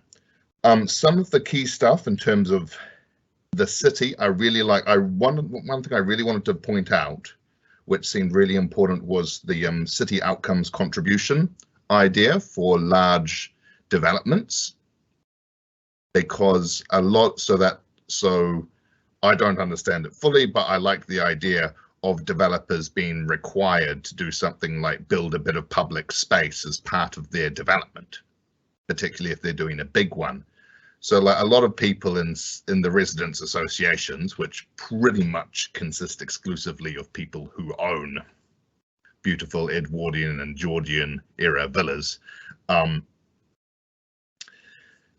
talk about density done well, and often their version of density done well is densification in places like Adelaide Road, where it's essentially a light industrial wasteland, which is an easy place to put high-rise development, but frankly would be awful to live in, particularly if you're a family with kids, because there's frankly F all nearby in those areas. So a requirement for big developments to actually provide green space and stuff like that is actually really important when it comes to the quality of life of people who will be living in high densification areas where you don't have your own backyard and stuff like that. Having a public version of that is incredibly important. So for example, when we were living in a little apartment, we were in the Beresford's flats on Russell Terrace in Berhampore, and what made that really workable was that just across the road was the town belt. That was what made living in a small apartment really doable with kids, because if you could safely cross that road, then you had a way to get out of the house to somewhere where it's a wide open space for kids to run around, which is so incredibly important. So I really like that city outcomes contribution idea, but I'll be way more passionate about how can you make development companies create public space, playground, stuff like that. That seems way more important to me from the perspective of someone who's lived in an apartment with little kids than it being built out of beautiful, sustainable materials, which from what I saw was also part of that criteria. One other thing I've seen is I really, from a practical level, like from when we've seen the storms and from the cyclone and the flooding in Auckland and Tamaki Makaurau, there's been a fair bit of anti-densification pushback along the lines of, oh, but we need to provide areas for drainage and stuff like that. And so it's good to see the idea of permeable surfaces being included as a requirement. But I just wonder whether or not things like the setbacks, recession planes, height restrictions could be liberalized a bit, while at the same time requiring more permeable surface to deal with those issues of high densification areas essentially just being turned into concrete pits which flood during the next winter storm. And so I think the permeable surface requirement was something like 20% of the net development. So I wonder if you can liberalize some of those other requirements, say if you're building, say, if you're allowing something to be 4 stories rather than 3 stories, does that mean that you can create more permeable surface area if you're building up rather than sideways? Just as one thought. Speaking also as someone who spent a year living in Otautahi Christchurch, one issue I've seen with setbacks, so I've seen like the setback requirement for medium density, from what I saw on the plan, is something like 1.5. So like that's a smaller area than I am tall. So like I'm 1.8, 1.5 is like hair on me or something. And once again, there's F all you can do with 1.5 meters of space at the front of your house. You could maybe put a clothesline there, but there's actually it's a very impractical use of space because there's pretty much nothing you can do with that amount of space. So I just wonder whether or not you can remove the requirement for setbacks and perhaps require greater amounts of permeable space, which could perhaps create more public space. So for example, if you remove a requirement for every individual, say, townhouse to have a 1.5 meter setback and instead say, pull that space into a bit of public space out the back, then you can create a larger amount of space which can actually be used by people. Because say you've got 1.5 by 2.5 meters that out the front, that's still actually very little space. And there's not a lot you can actually practically use that space for in terms of your day-to-day living. Whereas if that was pulled out the back of a lot of developments, now I don't know how you'd do this in terms of planning restrictions and things. You are more of the experts on this sort of thing than I am. But if you were to pull all those setback areas of 1.5 by 2 meters into a public thing, say at the back of a development, that seems to be a way more sensible use of space than creating really tiny, awkward spaces at the front of everyone's townhouse. Did my point there make sense? Yes, we understand what you mean. Yeah, cool, thank you. That's essentially the sum total of it. So thank you. Mr. Barber, I understand what you mean about increased permeable surfaces. And indeed the city contributions policy. One of the things about this job is that it's sort of, for every good idea there seems to be a problem, and no magic bullets. The problem that's been put to us with that sort of liberalising those sort of standards is that you might improve your climate change response, but you're imposing effects on the neighbours that one urban designer just described to us as cruel. And so the question is, where is the win-win position? Well,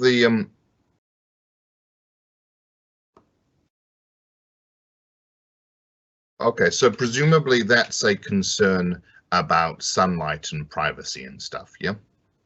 And dominance, but yeah, mainly sunlight and shading.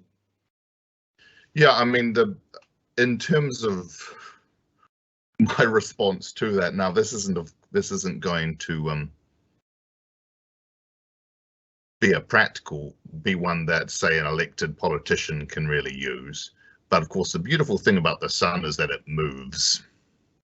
So if you lose sunlight in one time of the day, you will, unless you happen to be built on all sides by like 3-story developments, then you will still have it at other times of the day.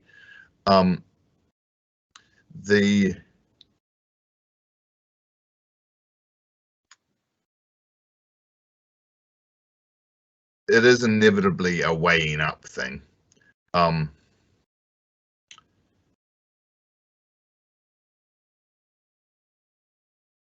I guess ultimately the decision needs to be weighed up about whether or not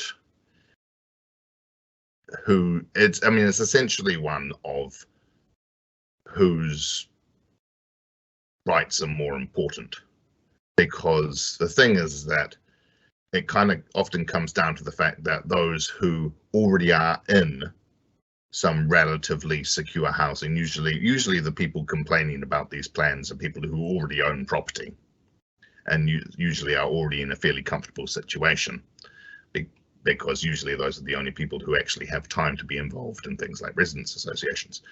And of course those people are more likely to vote, which sucks, because the people who are in a more vulnerable situation at the moment are less able to be involved with things due to higher economic pressures, because of course it's cheaper to own a house, unless you happen to buy like a year and a half ago, than it is to rent.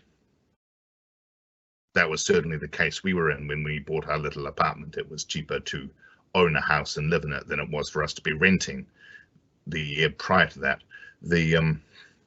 So it often does come down to whose rights are more important. It's interesting because the issue here, I think, is more of a basic one to secure housing, and the issues of sunlight and that, while important, should really seem to be secondary concerns, because a person to have their lunch on a beautiful sunlit patio is actually less important than secure housing for people who don't have it. But of course, I get that for someone who's in an elected position, that argument won't fly, because the person who enjoys their lunch on a beautiful sunlit patio is frankly more likely to vote. Yeah, I don't have the beautiful answer to that. But actually, just I guess the one thing is then, if you are looking at that, is this idea of, say, city outcomes contribution. If you take those light industrial wastelands and actually try and turn them into some really nice places where you are doing things where you're making sure that there are beautiful parks built and stuff like that, then you could actually allow for some pretty decent development to make housing more accessible for people, while also trying to make the lifestyle quality of people in those high-rise buildings better than it would be. So I guess I would kind of try and avoid too much of that argument around, you know, the beautiful places in, say, central Newtown and central Kilburnie and Mount Victoria, which are frankly wonderful places to raise a family, and they've already got the infrastructure. But if you're going to look at instead, try not even to tackle that too much, I would instead turn it to focusing on how do you make those light industrial wastelands really beautiful places to raise families in densified housing. Okay, thank you, Mr. Barber. I'll just ask my colleagues. David?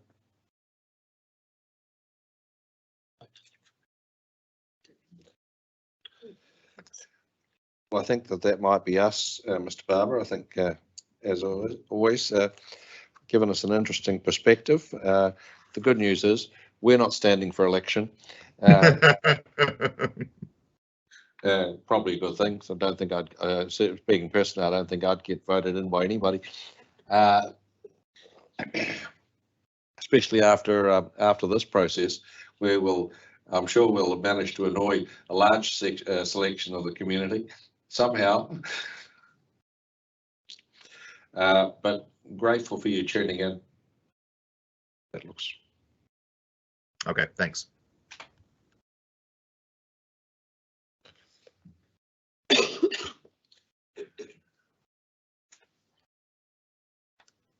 Next we have Mr. Terry and Ms. Gude.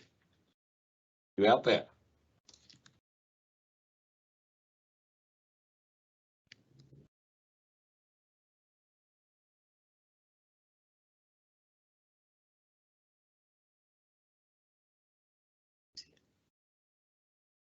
Yes, they're on.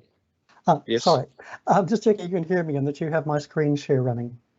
We can both hear you and see your text. Perfect, thank you.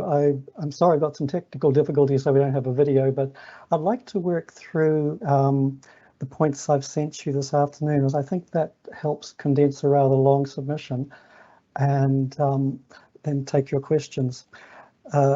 To give you an overview of where this is heading, it's focused on the northern face of Mount Victoria, which comes under the Townscape Precinct and the Mount Victoria Character Precinct. They've been regarded as iconic by the council and deserving protection, but the proposed rules in fact provide very little reliable protection, and the design guidelines set no minimum standards. So I'm going to put to you that a key change required is to treat the area as one cohesive block, where all the properties are subject to the same rules and we're actually targeting reliable protection. And a key thing to align the plan with the area's existing housing, which I'll come to in more detail, is setting a maximum height limit for just 2 stories, the equivalent of 2 stories, especially on the border between the town belt and the housing area.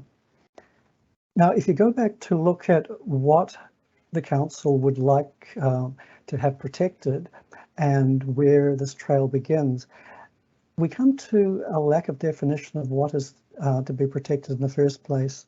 For the term townscape values appears in the policy that sets the goal of managing townscape values, but it doesn't define that term. It defines townscape in terms of various elements that are seen important to control, like height, density, and so forth, but it doesn't define values.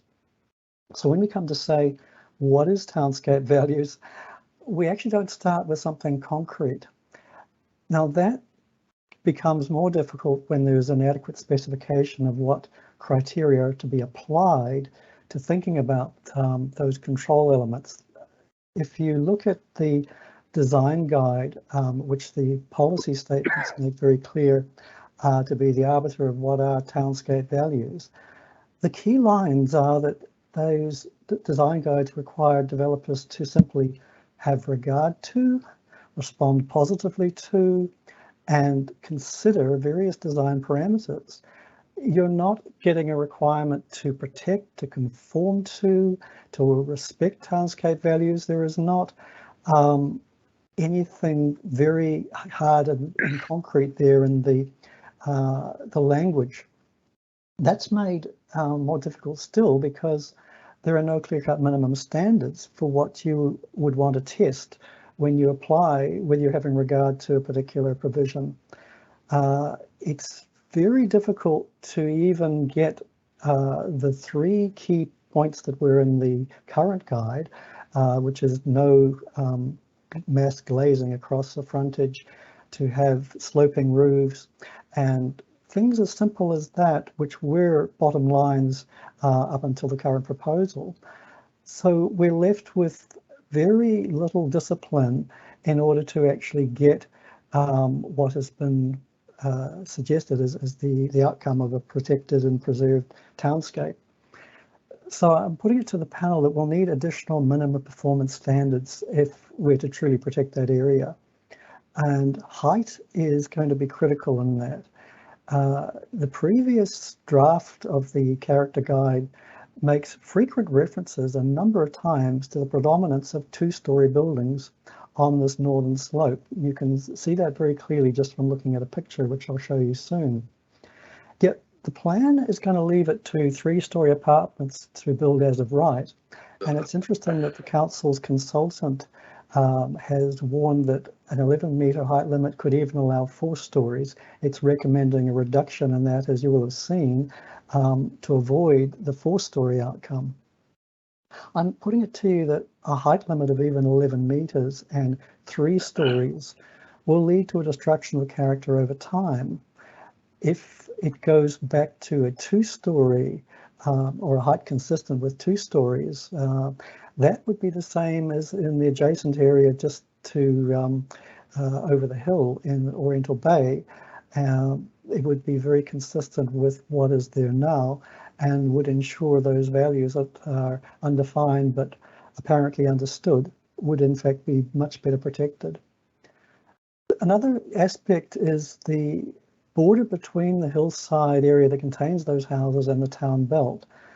For that boundary is what is the defining thing you see from a distance. It not only defines between urban and green space, it defines the contours, and what makes that area important is the waving line.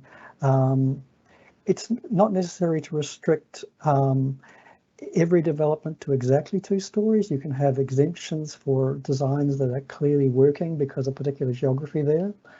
But you'll need a baseline of 2 stories, and you'll need on the border itself a strict requirement for 2 stories if you're not to have them stand out dramatically against the town belt backdrop. A further note is that 2 of the properties that are interesting in this respect are actually outside the townscape precinct, one at 4 Vogel Street and 2 on McFarlane Street. And the 2 on McFarlane Street, by the way, the urban design consultant also recommends be included as an expansion of the town belt. This is the diagram I'd like to focus a little attention on. I mentioned that if you're looking from the city, this is pretty much what you see as the essence of that townscape focus. I've left off St. Gerard's to the left because it distracts from the red line that I'm showing you is the waving slope of the land, and something that makes it not a rigid straight line, but a line that follows contours and allows the houses to look like a cohesive unit. If you don't have a 2-story requirement that all of those houses conform to, the ones that are along the line and most of the body of the area, then you'll lose that effect. I put in particular here number 11 and 4 Vogel Street, the arrows point to, because those are ones that if you imagine 3 or even 4-story apartments on those houses, which are in effect single story at the moment, this one's double, but you don't see that. You can get an idea pretty quickly of what the blot on the town belt's going to look like. That's not consistent with townscape values, I would put to you, and needs to be looked at as to how the area is to be truly protected given this. Now, another area that is left out of the character protection area, it's included in the townscape area, but these McFarlane Street properties here are left out of the character protection. They weren't judged worthy of that. You can see why they would not fall under the character protection, but as the council's consultants note, they're recommending that part of the Copthorne Hotel here be included in protection, because they make the very good point that when redevelopment comes around, that's the time when you'd like to be able to bring such areas back into conformance with the townscape values. So rather than looking at just what is right now, which frankly in many respects it still kind of meshes in with the broad tempo of the area. They're roughly the same size because of the narrow sections, and they kind of read from a distance as individual houses of a form not dissimilar to the more classical ones. But if they're not brought into consistent rules here with the rest of it, then over time redevelopment takes them even further away and potentially, removes the opportunity to get a more cohesive block. So I'm pointing to here particularly 11 Vogel Street, and I'm pointing to this McFarlane Street block, and I'm saying that these inconsistencies between where you have some properties, are in the townscape plan, but they're not in the character precinct, and you get others that are in the character precinct but not in the townscape precinct. So you get an inconsistency, and that's important because the character precinct in particular is more demanding. And the key thing there is that while demolition is a permitted activity under the townscape precinct, it's only restricted discretionary under the character precinct. It's also worth thinking that the plan at the moment is going to rely entirely on the townscape precinct for some properties to enforce the height limit that otherwise would be absent. So if you don't have both the townscape precinct and the character precinct applying, you risk anomalies through particular trades being done under the evolution of particular blocks of policy over time. What it all points to me is we need the hillside face to be treated as one cohesive block under one set of consistent rules and valued as a whole in order to deliver the good outcomes that the council says it seeks. I have provided below some very specific recommendations, which I won't go through here, but they outline the more technical positions that I would urge you to adopt, and I look forward to your questions. Thank you very much, Mr. Terry. Can you go back to that map that you're sharing? I don't know if you're able to do it, but I was trying to envisage, while you've been talking, I've looked up the map as to the boundary of the North Victoria, North Townscape, and it seems to go down the northern side of Vogel Street. So 11 is in, and I was trying to envisage, well, where does the line go? Of the houses we can see, you pointed out 4 Vogel Street is out. Correct. So presumably those places, the one where your cursor is, that one is in. Is that where Vogel Street is, on the south side of there? This is Vogel Street here. 11 Vogel Street is in, 4 Vogel Street is out. And that's with respect to the townscape. On the other hand, neither are in the character zone. So this property here, number 11, is a complete anomaly because it's inside the townscape. It abides by the character. It passed the character test, but it didn't make it into the character part of the plan. So what I'm saying is you want to make this whole area cohesive and under the same rules. And I think you'd find that number 4 Vogel, while it's outside the townscape at the moment, if you had something 4 stories there, you'd really notice it.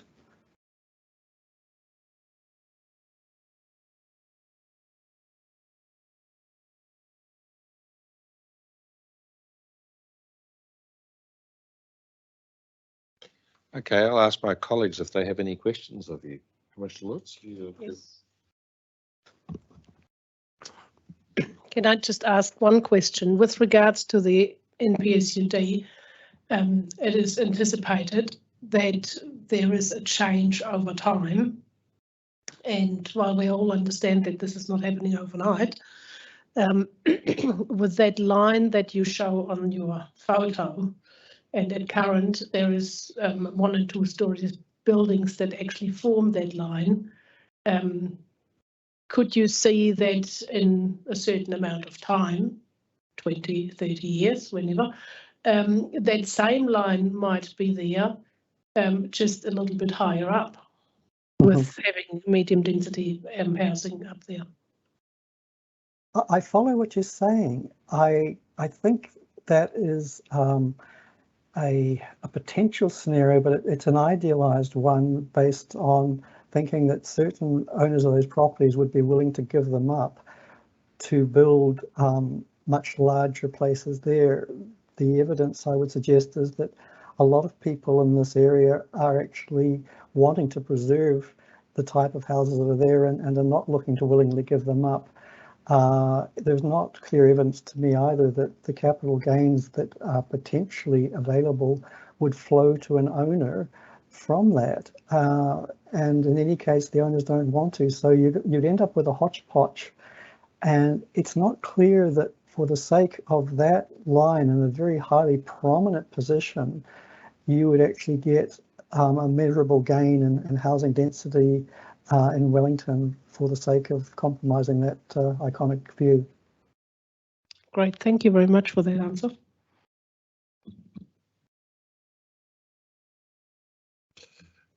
Commissioners? One. Yes, good afternoon, Mr. Terry. It's Commissioner McMahon speaking. Afternoon. Just one question to you, and it relates to the application of the design guidelines. And there was some discussion in your speaking notes that there were no clear-cut minimum standards in relation to the plan's design guide. And I just wondered what you had in mind specifically about that, particularly given the concept of design guides is that they provide guidance only as opposed to bottom line minimum standards. Would you like to comment on that? It's a good question, and I don't claim to have researched this enough to give a full specification. But as I briefly alluded to, the current design guideline more or less says we would like to see a pitched roof. So this gable roof is a classic. There are very many different angles, but it's a classic feature of this hillside is a pitched gable roof. Now, you would think that would be a reasonably easy thing to satisfy and that you could make that a requirement for fitting in rather than saying, well, look, we'll consider flat roofs as well. That's been taken out of the proposed guideline, and there is a much more watered down statement which refers to that. Equally, in the current statement, there is a prohibition on sheet glass, as it's called. In other words, big pieces of glass instead of these more smaller pieces of glass that are, that break up the facades. again, I'm struggling to see why designers could not, design well without sheet glass. So even at just those two very basic levels, you can find bottom lines. But I point also to something that is contained in the current guide that I haven't mentioned before, which is that it contains a requirement that a developer, quote, demonstrates, unquote, that the guidelines have been met. Now that's really important because that puts the onus of proof on the developer to say, yeah, we absolutely have done it, which could be obviously very important were it to go to court and the Environment Court and be contested. Removing that kind of onus of proof on the developer seems to me weakens the planner's hands enormously, and one would think to be strengthening that through not only providing a very clear onus of proof, but also being much more detailed about bottom lines and removing this terribly weak language about shall have regard to or consider and so forth. I can't see what value that adds, frankly.